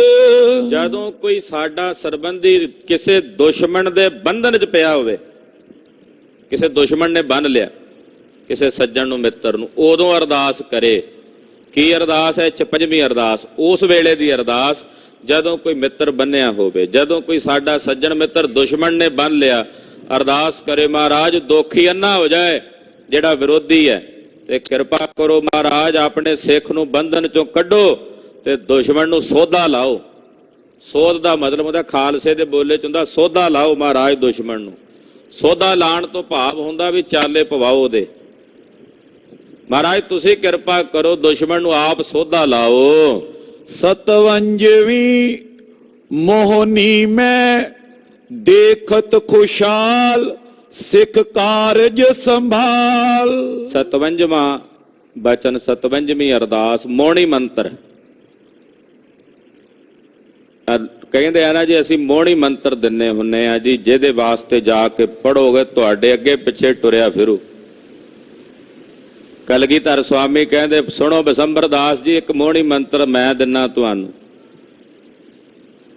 ਮੋਹਣੀ ਮੰਤਰ ਉਹ ਕਿਹੜਾ ਕਿ ਜਦੋਂ ਕਿਸੇ ਦੇ ਗੋਚਰੇ ਕੋਈ ਕੰਮ ਹੋਵੇ, ਸਾਡਾ ਕੋਈ ਸਾਡਾ ਕਿਸੇ ਪ੍ਰਤੀ ਕੰਮ ਹੈ, ਅਸੀਂ ਕੰਮ ਕਰਾਉਣਾ, ਅਰਦਾਸ ਕਰਕੇ ਜਾਵੇ ਮਹਾਰਾਜ ਕਿਰਪਾ ਕਰਿਓ ਅਸੀਂ ਆਪਣੇ ਕਾਰਜ ਲਈ ਫਲਾਣੇ ਜੀਵ ਕੋਲ ਚੱਲੇ ਆ, ਉਹਦੇ ਗੋਚਰੇ ਸਾਡਾ ਕੰਮ ਹੈ, ਉਹ ਸਾਨੂੰ ਵੇਖਦੇ ਹੀ ਖੁਸ਼ ਹੋ ਜਾਏ। ਵੇਖਦੇ ਹੀ ਮੋਹਨੀ ਮੈਂ ਦੇਖਤ ਖੁਸ਼ਹਾਲ ਸਿੱਖ ਕਾਰਜ ਸੰਭਾਲ। ਮਹਾਰਾਜ ਜਿਸ ਗੋਚਰਾ ਕੰਮ ਹੋਵੇ ਉਸ ਨੂੰ ਆਪਣੇ ਤੇ ਮੋਹਿਤ ਕਰ ਲੈਣ ਨਿਮਿਤ ਇਉਂ ਅਰਦਾਸ ਕਰੇ, ਹੇ ਗੁਰੂ ਉਹ ਦੇਖਦਾ ਹੀ ਖੁਸ਼ਹਾਲ ਹੋ ਜਾਵੇ ਤੇ ਤੇਰੇ ਸਿੱਖ ਦਾ ਕਾਰਜ ਸਵਾਰ ਦੇਵੇ। ਮਹਾਰਾਜ ਉਹ ਸਾਨੂੰ ਵੇਖਦੇ ਹੀ ਖੁਸ਼ ਹੋ ਜਾਏ। ਘਰੋਂ ਆਪਾਂ ਕਈ ਵਾਰੀ ਇਹ ਸੋਚ ਫਲਾਣ ਕਿਸੇ ਬੰਦੇ ਪ੍ਰਤੀ ਸਾਨੂੰ ਪਤਾ ਹੋਵੇ ਵੀ ਉਹਦਾ ਸੁਭਾਅ ਹੁੰਦਾ ਜਦੋਂ ਖੁਸ਼ ਹੋਵੇ ਨਾ ਤੇ ਬਸ ਫਿਰ ਨਹੀਂ ਪੁੱਛਦਾ, ਕਰ ਦਿੰਦਾ, ਸਾਈਨ ਕਰ ਦਿੰਦਾ। ਕੋਈ ਅਫਸਰ ਹੋਵੇ, ਕੋਈ ਕਿਸੇ ਤਰ੍ਹਾਂ ਦਾ ਪਦਵੀ ਵਾਲਾ, ਮਹਾਰਾਜ ਕਿਰਪਾ ਕਰਿਓ ਜਦੋਂ ਜਾਈਏ ਵੇਖਦਿਆਂ ਖੁਸ਼ ਹੋ ਜਾਏ ਤੇ ਮਹਾਰਾਜ ਪੁੱਛੇ ਹੀ ਨਾ ਕੁਝ, ਕਰਦੇ ਸਾਡਾ ਕਾਰਜ। ਉਹ ਮੋਹਣੀ ਮੰਤਰ, ਇਹਦੇ ਤੋਂ ਵੱਡਾ ਮੋਹਣੀ ਮੰਤਰ ਹੈ ਕੋਈ ਦੁਨੀਆ 'ਚ? ਵੀ ਗੁਰੂ ਤੇ ਭਰੋਸਾ ਰੱਖ ਕੇ ਕਿ ਮਹਾਰਾਜ ਉਹ ਵੇਖਦਿਆਂ ਖੁਸ਼ ਹੋ ਜਾਏ ਤੇ ਤੁਹਾਡੇ ਸਿੱਖ ਦਾ ਕਾਰਜ ਕਰ ਦੇਵੇ। 58ਵੀਂ ਅਰਦਾਸ ਸੁਣੋ ਭਾਈ। ਕੀਰਤਨ ਕੀ ਗੁਰੂ ਕਾ ਉਚਾਰ, ਨਾਮ ਫਲ ਸੁਣ ਹੋ ਉਧਾਰ। 58ਵੀਂ ਅਰਦਾਸ ਕਿ ਜਦੋਂ ਕਥਾ ਤੇ ਕੀਰਤਨ ਸੁਣਨ ਆਇਓ, ਦਰਬਾਰ ਵਿੱਚ ਮੱਥਾ ਟੇਕਣ ਤੋਂ ਪਹਿਲਾਂ ਇਹ ਅਰਦਾਸ ਆਪਾਂ ਸਾਰਿਆਂ ਨੂੰ ਰੋਜ਼ ਕਰਨੀ ਚਾਹੀਦੀ। ਕਥਾ ਸੁਣਨ ਤੋਂ ਪਹਿਲਾਂ, ਕੀਰਤਨ ਸੁਣਨ ਤੋਂ ਪਹਿਲਾਂ, ਮਹਾਰਾਜ ਅਸੀਂ ਆਪ ਜੀ ਦਾ ਕੀਰਤਨ ਸੁਣਨ ਆਏ ਹਾਂ, ਆਪ ਜੀ ਦੀ ਕਥਾ ਸੁਣਨ ਆਏ ਹਾਂ, ਕਿਰਪਾ ਕਰਿਓ ਮਹਾਰਾਜ ਇਸ ਦੇ ਸੁਣਨ ਦਾ ਪੂਰਨ ਮਹਾਤਮ ਤੇ ਫਲ ਸਾਨੂੰ ਪ੍ਰਾਪਤ ਹੋਵੇ। ਯਾਨੀ ਕਿ ਸਾਡਾ ਮਨ ਇਕਾਗਰ ਹੋ ਕੇ ਲੱਗੇ ਇੱਥੇ। ਪੂਰਨ ਫਲ ਤਾਂ ਹੀ ਮਿਲੇਗਾ ਨਾ ਜੇ ਪੂਰਨ ਤੌਰ ਤੇ ਮਨ ਜੁੜੇਗਾ। ਇਹ ਅਰਦਾਸ ਕੀਰਤਨ ਸੁਣਨ ਤੋਂ ਪਹਿਲਾਂ, ਬੈਠਣ ਤੋਂ ਪਹਿਲਾਂ ਅਰਦਾਸ ਕਰਕੇ, ਜਦੋਂ ਨਮਸਕਾਰ ਕਰਨੀ, ਕਥਾ ਸੁਣਨ ਤੋਂ ਪਹਿਲਾਂ, ਕੀਰਤਨੀਆਂ ਕੀਰਤਨ ਕਰਨ ਤੋਂ ਪਹਿਲਾਂ ਤੇ ਕਥਾਕਾਰ ਕਥਾ ਕਰਨ ਤੋਂ ਪਹਿਲਾਂ ਮਹਾਰਾਜ ਕਿਰਪਾ ਕਰਿਓ ਆਪਣੀ ਕਥਾ ਕੀਰਤਨ ਦਾ ਪੂਰਨ ਫਲ ਬਖਸ਼ਿਓ। ਨਾਮ ਫਲ ਸੁਣ ਹੈ ਉਧਾਰ। ਇਹੋ ਜਿਹਾ ਨਾਮ ਫਲ ਜਿਸ ਨੂੰ ਸੁਣ ਕੇ ਸਾਡਾ ਉਧਾਰ ਹੋਵੇ, ਸਾਡੀ ਕਲਿਆਣ ਹੋਵੇ, ਮਹਾਰਾਜ ਐਸਾ ਫਲ ਬਖਸ਼ਿਓ। 59ਵੀਂ ਅਰਦਾਸ ਦੱਸਦੇ ਨੇ। ਬਿਗਨ ਹਟਾਵਨ ਮੈਂ ਸ਼ਹੀਦ ਸਿੰਘ ਉਮੰਡ, ਵਿਰੋਧੀ ਰੁਕੇ ਬੇਹੰਡ। ਕੋਈ ਬਿਗਨ ਆ ਪਵੇ, ਵੱਡਾ ਬਿਗਨ ਆ ਕਿਸੇ ਵੀ ਤਰ੍ਹਾਂ ਦਾ, ਉਦੋਂ ਅਰਦਾਸ ਕਰੇ ਮਹਾਰਾਜ ਤੁਹਾਡੀਆਂ ਸ਼ਹੀਦੀ ਫੌਜਾਂ ਆਉਣ, ਆ ਕੇ ਉਮੜ ਕੇ ਆ ਕੇ ਇਸ ਕਾਰਜ ਨੂੰ ਆਪ ਤੁਹਾਡੀਆਂ ਸ਼ਹੀਦੀ ਫੌਜਾਂ ਸਿੱਧ ਕਰਨ। ਖਾਲਸਾ ਜੀ ਮਹਾਰਾਜ ਜੀ ਦੇ ਤਾਬਿਆਂ ਬੇਅੰਤ ਸ਼ਹੀਦੀ ਫੌਜਾਂ ਹਨ। ਅੱਜ ਕੱਲ ਤਾਂ ਨਾਸਤਕ ਬਿਰਤੀ ਵਾਲੇ ਲੋਕ ਇਹਨਾਂ ਗੱਲਾਂ ਦਾ ਮਖੌਲ ਉਡਾਉਂਦੇ ਐ। ਮਹਾਰਾਜ ਜੀ ਦੇ ਸ਼ਹੀਦ ਸਤਿਗੁਰਾਂ ਦੇ ਤਾਬਿਆਂ ਰਹਿੰਦੇ ਐ। 96 ਕਰੋੜ ਹੈ ਮਹਾਰਾਜ ਜੀ ਦਾ ਸ਼ਹੀਦ ਸਤਿਗੁਰਾਂ ਦੇ ਤਾਬਿਆਂ। ਗਰੀਬਨ ਬਾਗ ਸਾਹਿਬ ਸੱਚੇ ਪਾਤਸ਼ਾਹ ਜੀ ਦੇ ਸ਼ਹੀਦ ਉਹ ਸਦਾ ਹੀ ਜੀਵਤ ਨੇ, ਸਦਾ ਹੀ ਹਾਜ਼ਰ ਨੇ। ਉਹ ਗਏ ਨੇ ਕਿਤੇ, ਅੱਜ ਵੀ ਉਹ ਸ਼ਹੀਦ ਹਾਜ਼ਰ ਹੋ ਕੇ ਆਪਣੇ ਸੇਵਕਾਂ ਦੇ ਕਾਰਜ ਸਿੱਧ ਕਰਦੇ। ਉਹਨਾਂ ਸ਼ਹੀਦਾਂ ਦੇ ਸਥਾਨਾਂ ਤੇ ਵੇਖੋ ਕਿੰਨੀਆਂ ਸੰਗਤਾਂ ਜਾਂਦੀਆਂ। ਦਰਬਾਰ ਸਾਹਿਬ ਗਿਆ, ਕੋਈ ਮਾਈ ਭਾਈ ਹੋਵੇ ਜਿਹੜਾ ਬਾਬਾ ਦੀਪ ਸਿੰਘ ਦੇ ਜਾ ਕੇ ਮੱਥਾ ਨਾ ਟੇਕੇ। ਫਤਿਹਗੜ੍ਹ ਸਾਹਿਬ ਜਾ ਕੇ ਕੋਈ ਹੈ ਜਿਹੜਾ ਉੱਥੇ ਜਾ ਕੇ ਬਾਬਾ ਜੋਰਾਵਰ ਸਿੰਘ, ਫਤਿਹ ਸਿੰਘ ਹੁਣਾਂ ਨੂੰ ਜਾ ਕੇ ਨਮਸਕਾਰ ਕਰਕੇ ਬੇਨਤੀ ਨਾ ਕਰੇ ਵੀ ਸਾਡੀ ਸਹਾਇਤਾ ਕਰਿਓ। ਜੇ ਐਣ ਤੇ ਤਦੇ ਹੀ ਅਰਦਾਸਾਂ ਕਰਨੇ ਨਾ ਸ਼ਹੀਦਾਂ ਦੇ ਸਥਾਨਾਂ ਤੇ। ਸ਼ਹੀਦ ਸਦਾ ਹੀ ਅਚਲ ਤੇ ਅਮਰ ਨੇ। ਅੱਗੇ ਕਥਾ ਆਉਣੀ ਵੀ ਸ਼ਹੀਦ 'ਚ ਕਿੰਨੀ ਤਾਕਤ ਹੁੰਦੀ ਹੈ, ਕਿੰਨਾ ਬਲ ਹੁੰਦਾ। ਜਦੋਂ ਮਹਾਰਾਜ ਦਮਦਮਾ ਸਾਹਿਬ ਗਏ, ਭਾਈ ਪਰਮ ਸਿੰਘ, ਧਰਮ ਸਿੰਘ ਹੁਣਾਂ ਨੂੰ ਦੱਸਿਆ ਸੀ ਸ਼ਹੀਦਾਂ ਬਾਰੇ। ਉਹ ਕਥਾ ਆਪਾਂ ਫਿਰ ਵਿਚਾਰਾਂਗੇ। ਜਦੋਂ ਕੋਈ ਵਿਘਨ ਪੈ ਜਾਏ, ਹਾਂ ਇੱਕ ਗੱਲ ਚੇਤੇ ਰੱਖਿਓ, ਸ਼ਹੀਦ ਕਿਸੇ ਦੇ ਸਰੀਰ 'ਚ ਨਹੀਂ ਆਉਂਦੇ। ਆ ਜਿਹੜੇ ਪਖੰਡੀ ਜੇ ਨਹੀਂ ਪਖੰਡ, ਸਾਡੇ 'ਚ ਸ਼ਹੀਦ ਬਾਬਾ ਦੀਪ ਸਿੰਘ ਦੀ ਚੌਂਕੀ ਆਈ ਹੈ। ਕੋਈ ਕਹਿੰਦਾ ਜੀ ਸਾਡੇ 'ਚ ਫਲਾਣਾ ਬਾਬਾ ਜੀ ਦੀ, ਫਲਾਣੇ ਸ਼ਹੀਦ ਦੀ ਚੌਂਕੀ ਆਈ। ਇਹ ਨਹੀਂ ਆਉਂਦੀ ਕਿਸੇ ਨੂੰ। ਸ਼ਹੀਦ ਗੁਪਤ ਰੂਪ ਵਿੱਚ ਆ ਕੇ ਵਰਤਦੇ ਆ। ਉਹ ਕਾਰਜ ਅਸੀਂ ਵੀ ਹੈਰਾਨ ਹੋ ਜਾਂਦੇ ਆ ਵੀ ਅਸੀਂ ਸ਼ੁਰੂਆਤ ਕੀਤਾ ਸੀ ਇਹ ਸੋਚ ਕੇ ਵੀ ਤਾਂ ਛੋਟਾ ਜਿਹਾ ਕੰਮ ਹੈ, ਪਰ ਹੁੰਦਾ ਇੰਨਾ ਵੱਡਾ ਹੋ ਜਾ ਕੇ ਕਿ ਸਾਨੂੰ ਵੀ ਉਮੀਦ ਨਹੀਂ ਹੁੰਦੀ। ਉਦੋਂ ਸ਼ਹੀਦੀ ਫੌਜਾਂ ਵਿੱਚ ਵਰਤਦੀਆਂ ਨੇ। ਕਈ ਵਾਰ ਅਸੀਂ ਬੜਾ ਵੱਡਾ ਕੰਮ ਕਰਨ ਦਾ ਸੋਚਿਆ ਹੁੰਦਾ, ਪਰ ਹੁੰਦਾ ਛੋਟਾ ਜਿਹਾ ਹੈ। ਉਦੋਂ ਕਿਉਂ? ਉਦੋਂ ਸ਼ਹੀਦੀ ਫੌਜਾਂ ਹਾਜ਼ਰ ਨਹੀਂ ਹੋਈਆਂ, ਉਹਨਾਂ ਨੂੰ ਮਨਾਇਆ ਨਹੀਂ ਹੈ। ਇਸ ਕਰਕੇ ਜਦੋਂ ਕੋਈ ਵਿਘਨ ਪਵੇ, ਵਿਘਨ ਨੂੰ ਹਟਾਉਣ ਲਈ ਅਰਦਾਸ ਕਰੇ ਕਿ ਸ਼ਹੀਦ ਸਿੰਘੋ ਤੁਸੀਂ ਆਪ ਉਮੜੋ। हे ਸ਼ਹੀਦ ਸਿੰਘੋ ਆਪ ਹਾਜ਼ਰ ਹੋਵੋ, ਸਾਡੇ ਅੰਗ ਸੰਗ ਸਹਾਈ ਹੋਵੋ। 60ਵੀਂ ਵਿਰੋਧੀ ਰੋਕਾ ਬਿਹੰਡ। ਮਹਾਰਾਜ ਜਿਹੜੇ ਸਾਡੇ ਵਿਰੋਧੀ ਨੇ ਉਹ ਰੁਕ ਜਾਣ, ਉਹਨਾਂ ਨੂੰ ਰੋਕਾ ਪਾਓ। ਸ਼ਹੀਦ ਸਿੰਘੋ ਆਪ ਕਿਰਪਾ ਕਰਕੇ ਵਰਤੋ। ਹਾਂਜੀ ਹੁਣ 60ਵੀਂ ਅਰਦਾਸ ਦੱਸਦੇ ਨੇ। ਸਾਧ ਮਿਲਨ ਮੈਂ ਮਨ ਹੋਵੇ ਅਧੀਨ, ਸਾਧ ਮਿਲੈ ਫਲ ਪੀਨ। 60ਵੀਂ ਅਰਦਾਸ ਇਹ ਹੈ ਕਿ ਸਾਧੂ ਦੇ ਮਿਲਣ ਲਈ ਅਰਦਾਸ ਕਰੇ ਕਿ ਹੇ ਗੁਰੂ ਜੀ ਮੇਰਾ ਮਨ ਨਿਮਰਤਾ ਵਾਲਾ ਹੋਵੇ ਤੇ ਸਾਧੂ ਮਿਲੇ ਤੇ ਪੂਰਨ ਫਲ ਪ੍ਰਾਪਤ ਹੋਵੇ। ਇਹ ਰੋਜ਼ ਅਰਦਾਸੇ ਵਿੱਚ ਕਹੀਦਾ ਹੈ ਕਿ ਗੁਰਮੁਖਾਂ ਦਾ ਮੇਲ ਤੇ ਸਾਧ ਦਾ ਸੰਗ ਸੇਈ ਪਿਆਰੇ ਮੇਲ ਜਿਨ੍ਹਾਂ ਮਿਲਿਆ ਤੇਰਾ ਨਾਮ ਚੇਤਾ ਆਵੇ। ਇਹ ਤਾਂ ਅਰਦਾਸ ਸਾਡੀ ਸਵੇਰੇ ਸ਼ਾਮ ਦੀ ਦੋਵਾਂ ਵੇਲਿਆਂ ਦੀ ਹੈ। ਇਹ ਰੋਜ਼ ਹੀ ਕਰੇ। ਮਹਾਰਾਜ ਜਦੋਂ ਸਾਧੂ ਦਾ ਆਪ ਜੀ ਦੇ ਸਾਧੂ ਸੰਗਤ ਸਾਧੂ ਜਨਾਂ ਦੇ ਨਾਲ ਸਾਡਾ ਮੇਲ ਹੋਵੇ, ਨਾਮ ਦਾ ਰੰਗ ਸਾਧ ਦਾ ਸੰਗ ਤੇ ਨਾਮ ਦਾ ਰੰਗ ਬਖਸ਼ੋ ਮਹਾਰਾਜ। ਇਹੋ ਜਿਹੇ ਗੁਰਮੁਖਾਂ ਦੇ ਮੇਲੇ ਕਰਾਇਓ ਜਿਨ੍ਹਾਂ ਦੇ ਸੰਦੜਿਆਂ ਦੁਰਮਤ ਵੰਝੈ, ਜਿਨ੍ਹਾਂ ਦੇ ਦਰਸ਼ਨ ਕੀਤਿਆਂ ਖੋਟੀ ਮੱਤ ਚਲੀ ਜਾਏ। ਇਹੋ ਜਿਹੇ ਗੁਰਸਿੱਖਾਂ ਦੇ ਮੇਲੇ ਕਰਾਇਓ ਸਤਿਗੁਰੂ ਜੀ। ਦੋਹਰਾ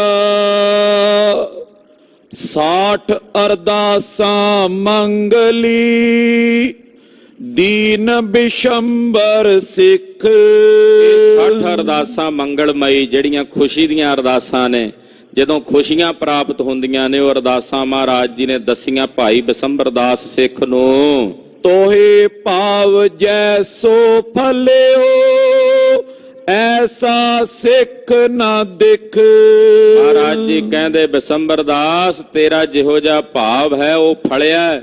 ਤੇਰੇ ਵਰਗਾ ਸਿੱਖ ਪੂਰੇ ਦੱਖਣ ਦਿਸ਼ਾ ਵਿੱਚ ਸਾਨੂੰ ਦੂਜਾ ਨਹੀਂ ਦਿਸਦਾ। ਤੂੰ ਧੰਨ ਹੈ ਬਿਸੰਬਰ ਦਾਸ ਕਿ ਤੇਰੀ ਭਾਵਨਾ ਫਲੀ ਹੈ। 61ਵੀਂ ਹੁਣ 61ਵੀਂ ਅਰਦਾਸ ਦੱਸਦੇ ਹਨ। ਮਨ ਸਾਲ ਹੋਏ ਮੇਰ ਤੁਮ ਰਾਖੋ ਜਗ ਚੇਰ। ਮਹਾਰਾਜ ਜੀ ਅੱਗੇ ਅਰਦਾਸ ਕਰੇ, ਮਹਾਰਾਜ ਜਿਹੜੇ ਜਗਤ ਦੇ ਝਗੜੇ ਨੇ ਨਾ ਝਗੜਿਆਂ ਤੋਂ ਮਹਾਰਾਜ ਜੀ ਮੇਰਾ ਮਨ ਬਚਾਈ ਰੱਖੋ। ਆਪਣੇ ਚਰਨਾਂ ਨਾਲ ਮੇਲ ਕੇ ਰੱਖੋ, ਝਗੜਿਆਂ 'ਚ ਨਾ ਮੇਰਾ ਮਨ ਉਲਝਿਆ ਫਿਰੇ। ਜਗਤ ਦੇ ਝਗੜਿਆਂ ਤੋਂ ਆਪਣੇ ਮਨ ਨੂੰ ਬਚਾਉਣ ਦੀ ਅਰਦਾਸ ਕਰੇ ਕਿ ਮਹਾਰਾਜ ਮੇਰਾ ਮਨ ਤੁਸੀਂ ਆਪਣੇ ਚਰਨਾਂ ਵਿੱਚ ਰੱਖੋ। ਤੁਮ ਰੱਖੋ, ਤੁਸੀਂ ਆਪਣੇ ਚਰਨਾਂ 'ਚ ਰੱਖੋ ਮਹਾਰਾਜ, ਆਪਣੇ ਘਰ 'ਚ ਰੱਖੋ। ਇਹ ਜਗਤ ਦੇ ਝਗੜਿਆਂ ਵਿੱਚ ਨਾ ਫਸੇ। 62ਵੀਂ ਗੁਰ ਪਗ ਬਿਸਰਾਮ ਠਹਿਰੇ ਮਨ ਧਿਆਨ। 62ਵੀਂ ਅਰਦਾਸ ਕੇ ਮਹਾਰਾਜ ਗੁਰੂ ਚਰਨਾਂ ਵਿੱਚ ਧਿਆਨ ਸਿੱਧੀ ਲਈ ਅਰਦਾਸ ਕਰੇ ਕਿ ਹੇ ਗੁਰੂ ਜੀ ਮੇਰਾ ਮਨ ਆਪ ਜੀ ਦੇ ਚਰਨਾਂ ਦੇ ਧਿਆਨ ਵਿੱਚ ਟਿਕਿਆ ਰਹੇ, ਆਪ ਜੀ ਦੇ ਚਰਨਾਂ ਵਿੱਚ ਵਿਸ਼ਰਾਮ ਕਰੇ। ਇਹ ਅਰਦਾਸ ਕਰੇ। 63ਵੀਂ ਅਰਦਾਸ ਦੱਸਦੇ ਹਨ। ਤਰਨ ਕੀ ਤਰਨ ਆਏ ਸਤਿਗੁਰ ਸਹਾਏ। ਇਹ ਪੁੱਤ ਜਵਾਨ ਹੋ ਜਾਏ ਫਿਰ ਅਰਦਾਸ ਕਰੇ। ਮਹਾਰਾਜ ਇਹ ਭਰ ਜਵਾਨੀ ਦੀ ਅਵਸਥਾ ਹੈ, ਜਵਾਨੀ ਦਾ ਪਹਿਰਾ ਇਹੋ ਜਿਹਾ ਹੁੰਦਾ, ਕਈ ਵਾਰੀ ਜਵਾਨ ਵਿਗੜ ਜਾਂਦੇ ਆ। ਮਹਾਰਾਜ ਕਿਰਪਾ ਕਰਿਓ ਸਾਡਾ ਧੀ ਪੁੱਤ ਜਵਾਨ ਹੋਇਆ, ਇਹਦੀ ਜਵਾਨੀ ਆਪ ਜੀ ਦੇ ਲੇਖੇ ਵਿੱਚ ਲੱਗੇ, ਤੁਹਾਡੀ ਸੇਵਾ ਸਿਮਰਨ ਕਰਦੇ ਇਹਦੀ ਸਹਾਇਤਾ ਕਰਿਓ। ਜਵਾਨੀ ਦੇ ਨਸ਼ੇ ਵਿੱਚ ਮਖਮੂਰ ਹੋ ਕੇ ਭੈੜੇ ਰਾਹ ਨਾ ਟੁਰ ਪਏ। ਇਹ ਅਰਦਾਸ ਉਦੋਂ ਕਰੇ। 64ਵੀਂ ਅਰਦਾਸ ਦੱਸਦੇ ਨੇ। ਚਾਕਰ ਧਾਰਣੈ ਮਨ ਮੈਣ ਪੂਰਾ ਦਿਨ ਰਹਿਣ। ਜਦੋਂ ਨੌਕਰ ਰੱਖਣਾ, ਨੌਕਰ ਰੱਖਣ ਤੋਂ ਪਹਿਲਾਂ ਅਰਦਾਸ ਕਰੇ। ਵੇਖੋ ਮਹਾਰਾਜ ਨਿੱਕੀ ਨਿੱਕੀ ਗੱਲ ਦਾ ਐਨ ਸੂਖਮ ਰੂਪ 'ਚ ਦੱਸਦੇ ਕਿ ਮਹਾਰਾਜ ਨੌਕਰ ਰੱਖਣ ਲੱਗਾ, ਮੇਰਾ ਮਨ ਇਹਦੇ ਪ੍ਰਤੀ ਮੋਮ ਬਣ ਕੇ ਰੇ, ਮੈਂ ਜ਼ਾਲਮ ਨਾ ਹੋਵਾਂ ਇਹਦੇ ਵਾਸਤੇ। ਆਖੋ ਸਤਨਾਮ ਸ੍ਰੀ ਵਾਹਿਗੁਰੂ। ਆਮ ਕਰਕੇ ਨੌਕਰ ਰੱਖੇ ਹੁੰਦੇ ਹਨ ਤੇ ਮਾਲਕ ਜ਼ਾਲਮ ਬਣ ਕੇ ਉਹਨਾਂ ਦੇ ਕੋਲੋਂ, ਪਰ ਇੱਕ ਕਠੋਰ ਦਿਲ ਹੋ ਕੇ ਨਹੀਂ ਵੇਖਦੇ ਵੀ ਉਹ ਬਿਮਾਰ ਹੈ ਜਾਂ ਉਹਦੇ ਕੋਲ ਇੰਨਾ ਵਜਨ ਚੱਕ ਹੋਣਾ ਕਿ ਨਹੀਂ ਹੋਣਾ। ਬਸ ਨੌਕਰ ਹੈ, ਪੈਸੇ ਦਿੰਨੇ ਆ। ਕਿਤੇ ਵੀ ਨੌਕਰ ਰੱਖਣਾ, ਚਾਹੇ ਉਹ ਦੁਕਾਨ ਤੇ ਰੱਖਣਾ ਹੈ, ਚਾਹੇ ਉਹ ਖੇਤ 'ਚ ਰੱਖਣਾ ਹੈ, ਚਾਹੇ ਉਹ ਕਿਸੇ ਵਪਾਰ ਵਿੱਚ ਰੱਖਣਾ ਹੈ, ਕਿਸੇ ਕਾਰਖਾਨੇ 'ਚ ਰੱਖਣਾ ਹੈ। ਜਿਸ ਮਾਲਕ ਨੇ ਰੱਖਣਾ ਉਹ ਪਹਿਲਾਂ ਅਰਦਾਸ ਕਰੇ, ਮੇਰਾ ਮਨ ਮੋਮ ਬਣ ਕੇ ਰਹੇ। ਮਹਾਰਾਜ ਜਿਹੜਾ ਨੌਕਰ ਰੱਖਣ ਲੱਗਾ ਹਾਂ ਇਹਦੇ ਪ੍ਰਤੀ ਮੇਰੇ ਮਨ 'ਚ ਜਰਵਾਣੀ ਬਿਰਤੀ ਨਾ ਆਵੇ, ਮੈਂ ਜ਼ਾਲਮ ਨਾ ਹੋਵਾਂ। ਕਿਉਂਕਿ ਬੜੇ ਬੜੇ ਉਦੋਂ ਤਾਂ ਨੌਕਰ ਖਰੀਦੇ ਜਾਂਦੇ ਸੀ, 2 ਰੋਟੀਆਂ ਤੇ ਰੱਖੇ ਜਾਂਦੇ। ਹਾਂ ਹੁਣ ਦਾ ਸਮਾਂ ਵੇਖੋ, ਆ ਕਈ ਵਾਰੀ ਸੋਸ਼ਲ ਮੀਡੀਆ ਤੇ ਵੇਖੀਦਾ ਕਿ ਕਈਆਂ ਨੇ ਨੌਕਰ ਰੱਖੇ ਹੋਏ ਨੇ 20-30 ਸਾਲ ਤੋਂ, ਉਹ ਦਿਮਾਗੀ ਤੌਰ ਤੇ ਵਿਚਾਰੇ ਥੋੜੇ ਜਿਹੇ ਕੁਝ ਅਪੰਗ ਹੁੰਦੇ, ਨਾ ਉਹਨਾਂ ਨੂੰ ਪਾਣ ਨੂੰ ਚਾਹੀਦਾ ਕੱਪੜਾ। ਕੁਝ ਸੁਸਾਇਟੀਆਂ ਵੇਖੀਆਂ ਨੇ ਜਿਹੜੀਆਂ ਉਹਨਾਂ ਨੂੰ ਛੁਡਾ ਕੇ ਉੱਥੋਂ ਲਿਆ ਕੇ ਤੇ ਉਹਨਾਂ ਦਾ ਸਹੀ ਪ੍ਰਬੰਧ ਕਰਦੇ। ਜਰਵਾਣਾ ਨਾ ਬਣੇ, ਉਹ ਵੀ ਤਾਂ ਆਖਰ ਇਨਸਾਨ ਹੈ ਨਾ। ਅਰਦਾਸ ਕਰੇ ਕਿ ਮਹਾਰਾਜ ਇਹ ਵਫਾਦਾਰ ਹੋਵੇ, ਕਿ ਮੈਨੂੰ ਆਪਣਾ ਮਨ ਮੋਮ ਬਣਾ ਕੇ ਰੱਖਣਾ ਪਵੇ, ਮੇਰਾ ਹਿਰਦਾ ਇਹਦੇ ਪ੍ਰਤੀ ਪੱਥਰ ਬਣਨ ਦਾ ਨੌਬਤ ਹੀ ਨਾ ਬਣੇ। ਇਹ ਅਰਦਾਸ ਕਰੇ। ਹਾਂਜੀ। 65ਵੀਂ ਅਮਾਨ ਸਚਾਏ ਸਤਿਗੁਰ ਸਹਾਏ। 65ਵੀਂ ਅਰਦਾਸ, ਜਦੋਂ ਕੋਈ ਵਸਤੂ ਤੁਹਾਡੇ ਕੋਲ ਅਮਾਨਤ ਵਜੋਂ ਰੱਖ ਜਾਏ। ਕਿਸੇ ਨੇ ਕਿਹਾ ਸੱਜਣਾ ਮੈਂ ਕਿਤੇ ਚੱਲਿਆ, ਇਹ ਮੇਰੀ ਚੀਜ਼ ਤੂੰ ਆਪਣੇ ਕੋਲ ਅਮਾਨਤ ਰੱਖ ਲੈ, ਮੈਂ ਆ ਕੇ ਲੈ ਲਾਂ। ਹੁਣ ਕਿਸੇ ਦੀ ਅਮਾਨਤ ਨੂੰ ਆਪਣੇ ਕੋਲ ਸਾਂਭ ਕੇ ਰੱਖਣਾ, ਉਹਦੇ ਲਈ ਵੀ ਅਰਦਾਸ ਕਿ ਮਹਾਰਾਜ ਜਿਸ ਦੀ ਅਮਾਨਤ ਉਹ ਮੇਰੇ ਕੋਲ ਰੱਖ ਚੱਲਿਆ, ਮੈਂ ਇਨ ਬਿਨ ਉਸੇ ਤਰ੍ਹਾਂ ਜਿਵੇਂ ਰੱਖ ਚੱਲਿਆ ਉਸੇ ਤਰ੍ਹਾਂ ਉਹਨੂੰ ਦੇਵਾਂ। ਇਹ ਨਹੀਂ ਵੀ ਅਗਲੇ ਨੇ ਅਮਾਨਤ ਦਿੱਤੀ ਤੇ ਉਹਨੂੰ ਚੰਗੀ ਤਰ੍ਹਾਂ ਗੱਡੀ ਦਿੱਤੀ ਆ ਰੱਖ ਕੇ ਵੀ ਆ ਤੇਰੇ ਘਰ ਖਿਲਾਰ ਚੱਲਿਆ, ਚੰਗੀ ਤਰ੍ਹਾਂ ਕਸਾਈ ਕਰੇ, ਤੇਲ ਵੀ ਨਾ ਪਵਾਏ, ਚੰਗੀ ਤਰ੍ਹਾਂ ਵਾਹਵੇ, ਲੈ ਲਓ ਫਾਇਦਾ। ਹੁੰਦੇ ਆ ਨਾ ਕਈ ਏਦਾਂ ਦੀ ਬਿਰਤੀ ਵਾਲੇ। ਕਿਸੇ ਨੇ ਆਖਿਆ ਵੀ ਲੈ ਸੱਜਣਾ ਮੇਰਾ ਮੋਟਰਸਾਈਕਲ ਖਿਲਾਰ ਚੱਲਿਆ ਤੇਰੇ ਘਰ, ਆ ਚਾਬੀ ਰੱਖ ਲੈ। ਉਹਨੇ ਦਾ ਯਕੀਨ ਇਹ ਆਖਿਆ ਹੁਣ ਕਰੋ ਕਸਾਈ ਜਿੰਨੀ ਹੁੰਦੀ ਹੈ, ਜਿਹੜਾ ਵਿੱਚ ਤੇਲ ਹੈ ਟੈਂਕੀ ਦੇ ਉਹ ਵੀ ਖਾਲੀ ਕਰੋ ਜਿੰਨਾ ਹੁੰਦਾ। ਮਹਾਰਾਜ ਜਿਹੜਾ ਕੋਈ ਅਮਾਨਤ ਦੇ ਚੱਲਿਆ, ਕਿਰਪਾ ਕਰਿਓ ਜਿਵੇਂ ਦੇ ਚੱਲਿਆ ਉਦਾਂ ਉਹਦੀ ਅਮਾਨਤ ਮੋੜੀਏ ਅਸੀਂ। ਹਾਂਜੀ। 66ਵੀਂ ਅਮਲ ਸੁਖ ਦਾਏ ਤਨ ਸੁਖ ਛਾਏ। 68ਵੀਂ ਅਰਦਾਸ ਕਿ ਮਹਾਰਾਜ ਸ਼ੁਭ ਅਮਲਾਂ ਦਾ ਸੁਖ ਬਖਸ਼ਿਓ। ਸ਼ੁਭ ਅਮਲਾਂ ਦਾ ਅਮਲ ਕਿਹੜਾ ਬਖਸ਼ਣਾ ਮਹਾਰਾਜ? ਸ਼ੁਭ ਕਰਮਾਂ ਦਾ। ਸ਼ੁਭ ਕਰਮਨ ਤੇ ਕਬਹੂ ਨਾ ਡਰੋ। ਮਹਾਰਾਜ ਸ਼ੁਭ ਅਮਲ ਬਖਸ਼ੋ ਜਿਹੜੇ ਸਾਡੇ ਤਨ ਨੂੰ ਸੁਖ ਬਖਸ਼ਣ, ਯਾਨੀ ਕਿ ਚੰਗੇ ਕਰਮ ਕਰੀਏ। 67ਵੀਂ ਮੇਠਰ ਗੁਰੂ ਘਰੇ ਸੇਠਰ। ਫਿਰ 67ਵੀਂ ਅਰਦਾਸ ਕਿ ਮਹਾਰਾਜ ਗਰੀਬ ਤੋਂ ਅਮੀਰ ਬਣਨ ਲਈ ਅਰਦਾਸ। ਮੇਠਰ ਦਾ ਮਤਲਬ ਹੁੰਦਾ ਗਰੀਬ ਤੇ ਸੇਠਰ ਦਾ ਮਤਲਬ ਹੁੰਦਾ ਅਮੀਰ। ਗਰੀਬੀ ਆ ਘਰ ਵਿੱਚ, ਅਰਦਾਸ ਕਰੇ ਮਹਾਰਾਜ ਕਿਰਪਾ ਕਰੋ ਮੈਨੂੰ ਅਮੀਰੀ ਵੀ ਬਖਸ਼ੋ। ਹਾਂਜੀ।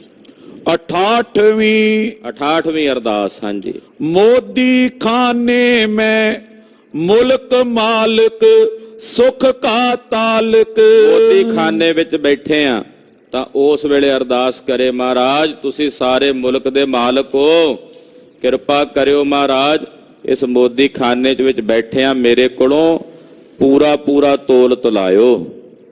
ਇਹ ਕਿਰਪਾ ਕਰਿਓ ਮਹਾਰਾਜ ਸੁਖ ਦੇ ਤਾਲਕ ਹੋਣ, ਜਿਹਦਾ ਮੋਦੀ ਖਾਨਾ ਉਹ ਵੀ ਸੁਖ ਦੇ ਅਧੀਨ ਹੋਵੇ।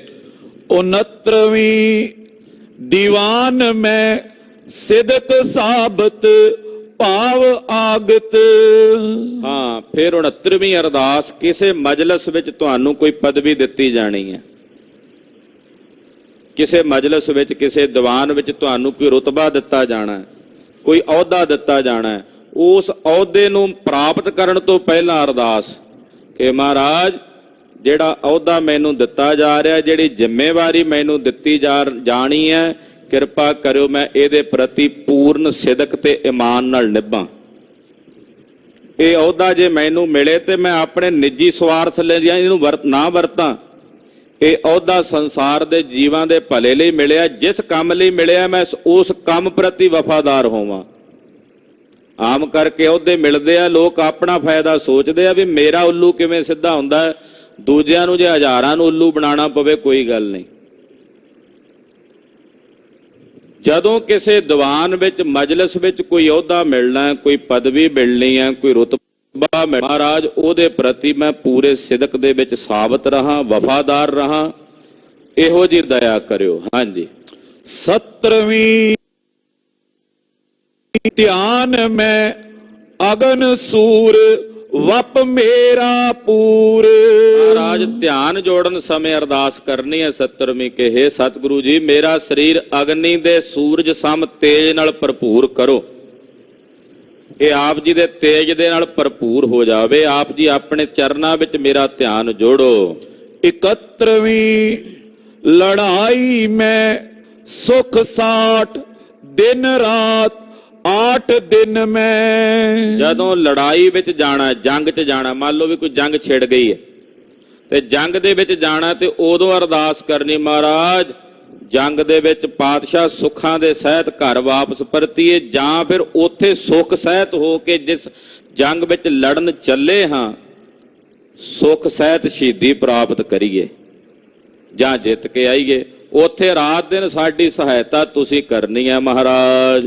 72ਵੀਂ ਅਰਦਾਸ ਦੱਸਦੇ ਨੇ, ਪਾਲਕੀ ਪਾਲ ਸਿੱਖ ਸਦਾ ਸੁਖਾਲ। ਜਦੋਂ ਪਾਲਕੀ 'ਚ ਬਹਿਣ ਲੱਗੇ, ਮਹਾਰਾਜ ਇਹ ਪਾਲਕੀ ਸੁੱਖ ਵਾਲੀ ਸਵਾਰੀ ਹੈ, ਇਹਦੇ 'ਚ ਬਹਿਣ ਲੱਗੇ ਆ ਮਹਾਰਾਜ, ਸੁੱਖ ਪਾਲ ਹੋਵੇ, ਵਿੱਚ ਤੇਰਾ ਸਿੱਖ ਸਦਾ ਸੁਖਾਲਾ ਰਹੇ। ਇਹ ਅਰਦਾਸ ਕਰਕੇ ਪਾਲਕੀ 'ਚ ਬੈਠੇ। 73ਵੀਂ ਪਾਪ ਪੇਲ ਤਰਕ ਤੇਲ ਪੀੜਨ ਮੈਂ। 73ਵੀਂ ਅਰਦਾਸ ਕਿ ਮੰਨ ਲਓ ਕਿਸੇ ਕਹਿ ਦਿੱਤਾ ਵੀ ਉਹ ਤੁਹਾਡੇ ਘਰ ਦੇ ਵਿੱਚ ਗ੍ਰਹਿ ਆ ਗਿਆ, ਜੋਤਸ਼ੀ ਨੇ ਆਖਿਆ ਵੀ ਗ੍ਰਹਿ ਆ ਗਿਆ ਮਾੜਾ, ਤੇ ਏਦਾਂ ਕਰੋ ਵੀ ਤੁਸੀਂ ਇਹ ਤੇਲ ਤੇ ਮਾਂ ਦਾਨ ਕਰਨੇ ਆ। ਤੇ ਕਹਿੰਦੇ ਉਦੋਂ ਉਹਦੇ ਤੇਲ ਤੇ ਮਾਂ ਦੇ ਉੱਤੇ ਤਰਕ ਕਰੇ ਵੀ ਨਾ ਮੈਂ ਤੇਲ ਦਾਨ ਕਰਨਾ, ਨਾ ਮੈਂ ਮਾਂ ਦੀ ਦਾਲ 'ਚ ਕਿੱਲਾਂ ਪਾ ਕੇ ਗੁਰਦੁਆਰੇ ਦੇਣੀਆਂ ਨੇ। ਉਦੋਂ ਤਰਕ ਕਰੇ ਵੀ ਆਹ ਕੰਮ ਨਹੀਂ ਅਸੀਂ ਕਰਨਾ। ਤੇ ਤਰਕ ਕਰਕੇ ਕੀ ਕਰੇ, ਮਹਾਰਾਜ ਜੇ ਕੋਈ ਮਾੜਾ ਗ੍ਰਹਿ ਆਇਆ ਵੀ ਹੈ ਤੇ ਕਿਰਪਾ ਕਰਕੇ ਆਪ ਟਾਲ ਦਿਓ, ਸਤਿਗੁਰੂ ਜੀ ਤੁਹਾਡੇ ਚਰਨਾਂ 'ਚ ਸਾਡੀ ਅਰਦਾਸ ਹੈ, ਅਸੀਂ ਤਾਂ ਅਰਦਾਸ ਹੀ ਕਰਨੀ, ਅਸੀਂ ਨਹੀਂ ਕਿਸੇ ਜੋਤਸ਼ੀ ਦੇ ਕਹਿਣ ਮੁਤਾਬਕ ਕੋਈ ਉਪਾਅ ਕਰਨੇ, ਟੂਣੇ ਟਾਮਣ ਕਰਨੇ। ਹਾਂਜੀ। 74ਵੀਂ ਬਰਨ ਕਾ ਆਗਮ ਅਤੁਲ ਜਲ ਰਾਗਮ। 74ਵੀਂ ਅਰਦਾਸ ਦਰਿਆਈ ਕੰਢਿਆਂ ਤੋਂ ਕੁਝ ਦੂਰੀ ਤੇ ਜਿਹੜੀਆਂ ਜ਼ਮੀਨਾਂ ਹੁੰਦੀਆਂ, ਉਹ ਜਦੋਂ ਦਰਿਆ ਚੜ ਕੇ ਆਉਂਦਾ ਤੇ ਉਹ ਜ਼ਮੀਨ 'ਚ ਸੇਮ ਆਉਂਦੀ ਹੈ ਨਾ, ਉਸ ਸੇਮ ਦੇ ਨਾਲ ਫਸਲ ਹੁੰਦੀ ਹੈ।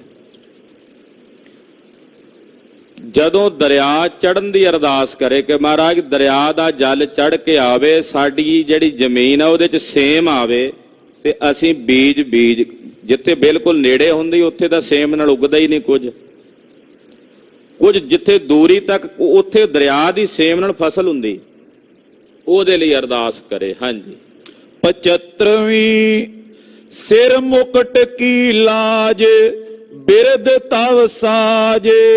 75ਵੀਂ ਅਰਦਾਸ ਮਹਾਰਾਜ ਸਿਰ ਤੇ ਜਿਹੜੇ ਕੇਸਾਧਾਰੀ ਸਿੰਘ ਦੀ ਅਰਦਾਸ ਕਰੇ ਕਿ ਹੇ ਗੁਰੂ ਜੀ ਸਿਰ ਪਰ ਧਾਰਨ ਕੀਤੇ ਕੇਸ ਰੂਪੀ ਜਿਹੜੇ ਮੁਕਟ ਨੇ, ਇਹ ਕੇਸ ਰੂਪੀ ਮੁਕਟ ਨੇ, ਇਹਨਾਂ ਦੀ ਲਾਜ ਰੱਖਿਓ ਮਹਾਰਾਜ, ਕਦੇ ਇਹਨਾਂ ਦੀ ਬੇਹੁਰਮਤੀ ਨਾ ਹੋਵੇ, ਇਹ ਕਦੇ ਇਹਨਾਂ ਦੀ ਮੈਂ ਬੇਅਦਬੀ ਨਾ ਕਰਾਂ, ਨਾ ਕੋਈ ਦੂਜਾ ਕਰ ਸਕੇ, ਇਹੋ ਜੀ ਦਇਆ ਕਰਿਓ, ਕਿਰਪਾ ਕਰਿਓ, ਆਪਣੇ ਬਿਰਦ ਦੀ ਲਾਜ ਰੱਖਿਓ, ਇਹ ਕੇਸ ਤੁਹਾਡੇ ਹਨ। 76ਵੀਂ ਦੋਹਰਾ ਸਿੱਖ ਸਖਾ ਸੁਤ ਸਿੱਖ ਮਮ ਸਿੱਖ ਹਮਾਰਾ ਧਿਆਨ। ਪਾਤਸ਼ਾਹ ਕਹਿੰਦੇ ਮੇਰਾ ਸਿੱਖ ਮੇਰੇ ਪੁੱਤਰ ਰੂਪ ਹੈ, ਔਰ ਸਿੱਖ ਦੇ ਹਿਰਦੇ ਵਿੱਚ ਸਾਡਾ ਹੀ ਧਿਆਨ ਹੋਵੇ। ਸੇਵੈ ਸਿੱਖ ਨਿਜ ਰੂਪ ਕੋ ਸਿੱਖ ਸੁਖਾਂ ਕੀ ਖਾਨ। ਸਿੱਖ ਆਪਣੇ ਨਿਜ ਰੂਪ ਨੂੰ ਸੇਵੇ, ਭਾਵ ਆਪਣੇ ਨਿਜ ਰੂਪ ਦਾ ਚਿੰਤਨ ਕਰੇ ਜਿੱਥੇ ਸਾਰੇ ਸੁੱਖ ਹਨ। ਸੁਨੋ ਬਿਸ਼ੰਬਰ ਕੋਡੀਆ ਨਿਤ ਗੁਰ ਹਿਤ ਪਾਂਚ। ਬਿਸ਼ੰਬਰ ਦਾਸ ਸੁਣ ਇੱਕ ਨਿਯਮ ਹੋਰ ਬਣਾ, ਘਰ ਵਿੱਚ 5 ਕੋਡੀਆਂ ਗੁਰੂ ਦੇ ਨਿਮਿਤ ਜ਼ਰੂਰ ਕੱਢ। ਉਹਨਾਂ ਕੋਡੀਆਂ ਦਾ ਵੀ ਉਦੋਂ ਉਹ ਚਲਦੀਆਂ ਸਨ ਵੀ ਕੌਡੀ ਸਭ ਤੋਂ ਛੋਟੀ ਕਹੀ ਜਾਂਦੀ, ਵੀ 5 ਕੋਡੀਆਂ ਜਿਹੜੀਆਂ ਨੇ ਉਹ ਗੁਰੂ ਨਿਮਿਤ ਕੱਢ ਕੇ ਘਰ ਵਿੱਚ ਜ਼ਰੂਰ ਰੱਖ ਕੇ ਨਮਸਕਾਰ ਕਰਨੀ, ਲੋੜ ਪੈਣ ਤੇ ਉਹ ਗੁਰੂ ਚਰਨਾਂ ਚ ਅਰਪਣ ਕਰਨੇ। ਯਾਨੀ ਕਿ ਯਥਾ ਬਿਤ ਜਿਤਨਾ ਹੋ ਸਕੇ ਰੋਜ਼ ਦਾ, ਕਹਿੰਦੇ 2 ਪੈਸੇ 5 ਪੈਸੇ 5 ਰੁਪਏ 10 ਰੁਪਏ 20 ਰੁਪਏ ਜਿੰਨਾ ਉਹ ਗੁਰੂ ਨਿਮਿਤ ਕੱਢ ਕੇ ਗੁਰੂ ਘਰ ਵਿੱਚ ਰੱਖੇ।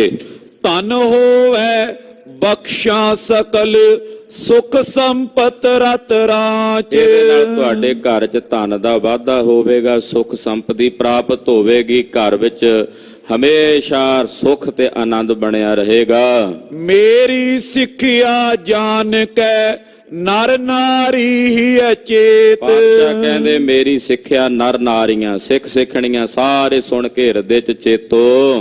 ਬਾਣੀ ਗੁਰ ਸੁਰ ਕੀ ਰਹਿਤ ਬਾਣੀ ਗੁਰੂ ਦੀ ਪੜ੍ਹਨੀ ਹੈ, ਮਰਿਆਦਾ ਦੇਵਤਿਆਂ ਵਾਲੀ ਰੱਖਣੀ ਹੈ। ਰਹਿਣੀ ਰਹੋ ਸੁਚੇਤ ਜਿਹੜੀ ਰਹਿਣੀ ਦੇਵਤਿਆਂ ਵਾਲੀ ਗੁਰੂ ਸਾਹਿਬ ਨੇ ਸਾਨੂੰ ਦੱਸੀ ਆ, ਉਹਦੇ ਚ ਸੁਚੇਤ ਰਹਿਣਾ ਹੈ।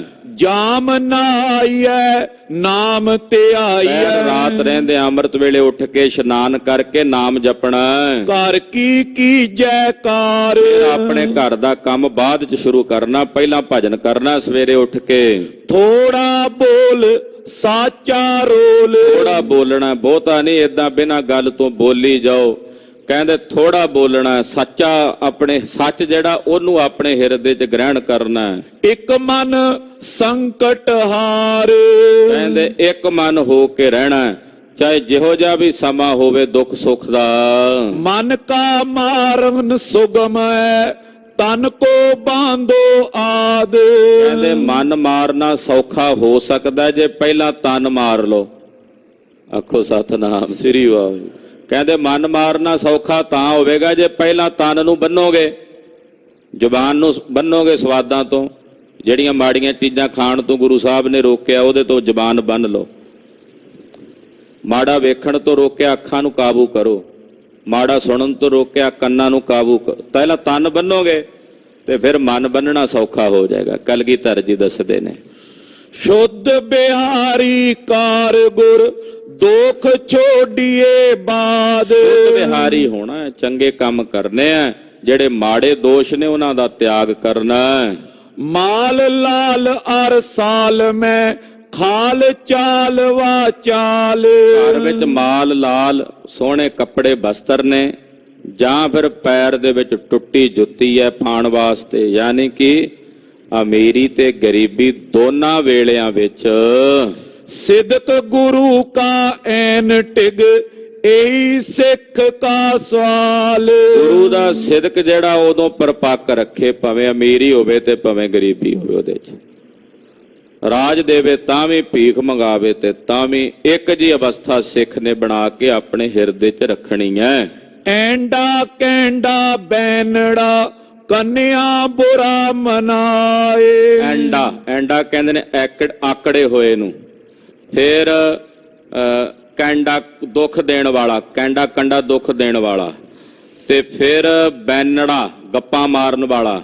ਕੰਨਿਆ ਬੁਰਾ ਮਨਾਏ, ਧੀਆਂ ਦਾ ਬੁਰਾ ਮਨਾਉਣ ਵਾਲਾ। ਇਹੋ ਜਿਹਾ ਜਿਹੜਾ ਮਾੜਾ ਬੰਦਾ ਹੈ, ਵੇਮੁਖ ਇਨ ਸਭ ਤੇ ਬਚੋ। ਜਿਹੜੇ ਬੇਮੁਖ ਨੇ ਗੁਰੂ ਤੋਂ, ਇਹਨਾਂ ਤੋਂ ਬਚ ਕੇ ਰਹਿਣਾ, ਇਹਨਾਂ ਦਾ ਸੰਗ ਨਹੀਂ ਕਰਨਾ। ਫੂਲ ਸੰਪਦਾ ਆਏ। ਜਿਹੜੇ ਸੰਪਦਾ ਦੇ ਆਉਂਦਿਆਂ ਹੰਕਾਰ ਵਿੱਚ ਹੈਂਕੜੇ ਟੁਰੇ ਫਿਰਦੇ ਨੇ ਨਾ, ਉਹਨਾਂ ਤੋਂ ਹਮੇਸ਼ਾ ਆਪਣਾ ਮੂੰਹ ਮੋੜ ਕੇ ਰੱਖਣਾ ਹੈ। ਨਾਰੀ ਕੀ ਮਾਨੈ ਨਹੀਂ ਬਾਲ ਨ ਕਰਨਾ ਮੀਤ। ਕਹਿੰਦੇ ਭਾਈ ਜਦੋਂ ਹਰ ਵੇਲੇ ਇਸਤਰੀ ਦੀ ਮੰਨ ਕੇ ਤੇ ਆਪਣੀ ਗੱਲ ਕਰਨੀ ਨਹੀਂ, ਉਹਦਾ ਹੀ ਦਾਸੀ ਭਾਵ ਬਣ ਕੇ ਹਿਰਦੇ 'ਚ ਰੱਖ ਕੇ ਉਹਦੀਆਂ ਮਾੜੀਆਂ ਗੱਲਾਂ ਵੀ ਮੰਨੀ ਜਾਣੀਆਂ। ਕਹਿੰਦੇ ਇਹ ਬਿਰਤੀ ਵੀ ਤਿਆਗਣੀ ਹੈ। ਜੋਰੂ ਦਾ ਆਖਿਆ ਪੁਰਖ ਕਮਾਵਦੇ ਸੇ ਅਪਵਿਤ ਅਮੇਦ ਖਾਲਾ ਵਾਲੀ ਖੇਡ ਵੀ ਹੈ। ਸਲਾਹਕਾਰ ਹੋਵੇ ਸਹੀ, ਪਰ ਐਸਾ ਨਹੀਂ ਵੀ ਜਿਵੇਂ ਉਹਨੇ ਕਹਿ ਦਿੱਤਾ। ਪੁੱਛਿਆ ਭਾਈ ਤੂੰ ਦਾੜੀ ਕਿਉਂ ਰੰਗਦਾ ਜੀ? ਘਰ ਵਾਲੀ ਕਹਿੰਦੀ ਚਿੱਟੀ ਦਾੜੀ ਚੰਗੀ ਨਹੀਂ ਲੱਗਦੀ। ਇਹ ਮਾੜੀ ਸਲਾਹ ਹੋ ਗਈ ਵੀ ਉਹਦੇ ਕਹਿਣ ਤੇ ਕਰਦਾ। ਇਹੋ ਜਿਹਾ ਕੰਮ ਨਹੀਂ, ਇਹੋ ਜਿਹੀ ਬਿਰਤੀ ਨਹੀਂ। ਜੇ ਘਰ ਵਾਲੀ ਕਹਿੰਦੀ ਹੈ ਜੀ ਤਾਂ ਇਹ ਕੰਮ ਕਰਦੇ ਆ, ਭਾਵੇਂ ਉਹ ਗੁਰਮਤਿ ਤੋਂ ਉਲਟ ਵੀ ਹੋਵੇ। ਇਸ ਕਰਕੇ ਖਿਮਾ ਸਹਿਤ ਬੇਨਤੀ ਕਰ ਰਿਹਾ। ਬਾਲ ਨਾ ਕਰਨਾ ਮੀਤ, ਬੱਚੇ ਨਾਲ ਮਿੱਤਰਤਾ ਨਹੀਂ ਹੁੰਦੀ। ਨਾਲ ਆਣੇ ਦੋਸਤੀ ਵਾਲੀ ਖੇਡ ਜਿਹੜੀ ਮਹਾਰਾਜ ਜੀ ਉਹ ਵੀ ਕਹਿੰਦੇ ਰਾਸ ਨਹੀਂ ਆਉਂਦੀ। ਡੋਲੇ ਨੇ ਮਨ ਜੁੱਧ ਮੈਂ ਨਿਰਦੁਖ ਕਰਨੀ ਰੀਤ। ਨਾਲ ਆਣੇ ਦੋਸਤੀ ਦੇ ਬੱਚੇ ਨੂੰ ਤੁਸੀਂ ਕਿਸੇ ਤੇ ਯਕੀਨ ਨਹੀਂ ਕਰ ਸਕਦੇ। ਬੱਚੇ ਦਾ ਕੀ ਪਤਾ ਕਿਹੜੇ ਵੇਲੇ ਉਹਨੂੰ ਤੁਸੀਂ ਕਹਿ ਕੇ ਗਏ ਵੀ ਆਹ ਕੰਮ ਭਾਈ ਏਦਾਂ ਕਰਨਾ, ਉਹਨੇ ਹੋਰ ਹੀ ਕਰ ਦੇਵੇ ਉੱਥੇ।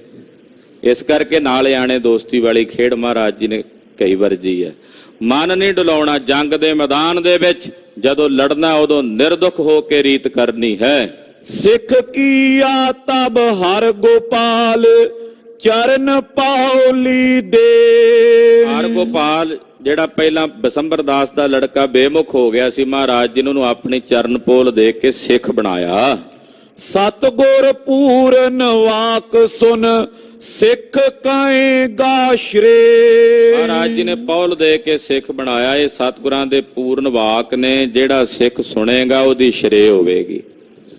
ਤੋ ਇਸ ਤਰ੍ਹਾਂ 75 ਅਰਦਾਸਾਂ ਪਿੱਛੇ ਵਰਣਨ ਹੋ ਗਈਆਂ। 26 ਅਰਦਾਸਾਂ ਅਗਲੇ ਪ੍ਰਕਰਨ ਚ ਆਉਣਗੀਆਂ। 101 ਕੁੱਲ ਅਰਦਾਸਾਂ ਦਾ ਜ਼ਿਕਰ ਹੈ। ਸਤਿਗੁਰਾਂ ਦੀ ਪਾਵਨ ਕਥਾ ਕਥਨ ਕਰਦਿਆਂ ਹੋਈਆਂ ਭੁੱਲਾਂ ਚੁੱਕਾਂ ਦੀ ਖਿਮਾ। ਪ੍ਰਕਰਨ ਪੂਰਾ ਕਰਨ 5-10 ਮਿੰਟ ਉੱਤੇ ਹੋ ਗਿਆ ਸਮਾਂ, ਮੈਂ ਖਿਮਾ ਮੰਗਦਾ ਹਾਂ। 17 ਤਰੀਕ ਨੂੰ ਸ੍ਰੀ ਗੁਰੂ ਗ੍ਰੰਥ ਸਾਹਿਬ ਜੀ ਮਹਾਰਾਜ ਜੀ ਦੀ ਪਾਵਨ ਕਥਾ ਦਾ ਮੱਧ ਲੱਗਣਾ ਹੈ। ਸੁਬਾਹ ਅੰਮ੍ਰਿਤ ਵੇਲੇ 7 ਤੋਂ 8 ਵਜੇ ਤੱਕ ਸਮਾਗਮ ਹੋਣਗੇ। ਸ਼ੁਕਰਾਨਾ ਸਮਾਗਮ ਗੁਰੂ ਚਰਨਾਂ ਵਿੱਚ, ਸਮੂਹ ਸੰਗਤਾਂ ਦੇ ਚਰਨਾਂ ਵਿੱਚ ਬੇਨਤੀ ਹੈ, ਸਾਰੀਆਂ ਸੰਗਤਾਂ ਆਪਣੇ ਪਰਿਵਾਰਾਂ ਸਮੇਤ ਮਹਾਰਾਜ ਜੀ ਦੇ ਚਰਨਾਂ ਵਿੱਚ ਹਾਜ਼ਰੀਆਂ ਭਰੋ। ਨਾਲੇ ਸਕਰਾਂਤ ਦਾ ਦਿਨ ਹੈ। 9ਵੇਂ ਪਾਤਸ਼ਾਹ ਦੇ ਚਰਨਾਂ ਵਿੱਚ ਹਾਜ਼ਰੀਆਂ ਭਰ ਕੇ ਮਹੀਨਾ ਵੀ ਸਰਵਣ ਕਰੋ। ਪਾਤਸ਼ਾਹ ਦੀਆਂ ਖੁਸ਼ੀਆਂ ਪ੍ਰਾਪਤ ਕਰੋ ਜੀ। ਵਾਹਿਗੁਰੂ ਵਾਹਿਗੁਰੂ ਵਾਹਿਗੁਰੂ ਵਾਹਿਗੁਰੂ।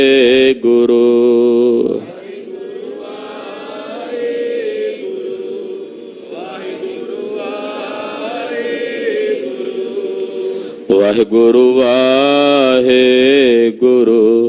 ਵਾਹਿਗੁਰੂ ਵਾਹਿਗੁਰੂ।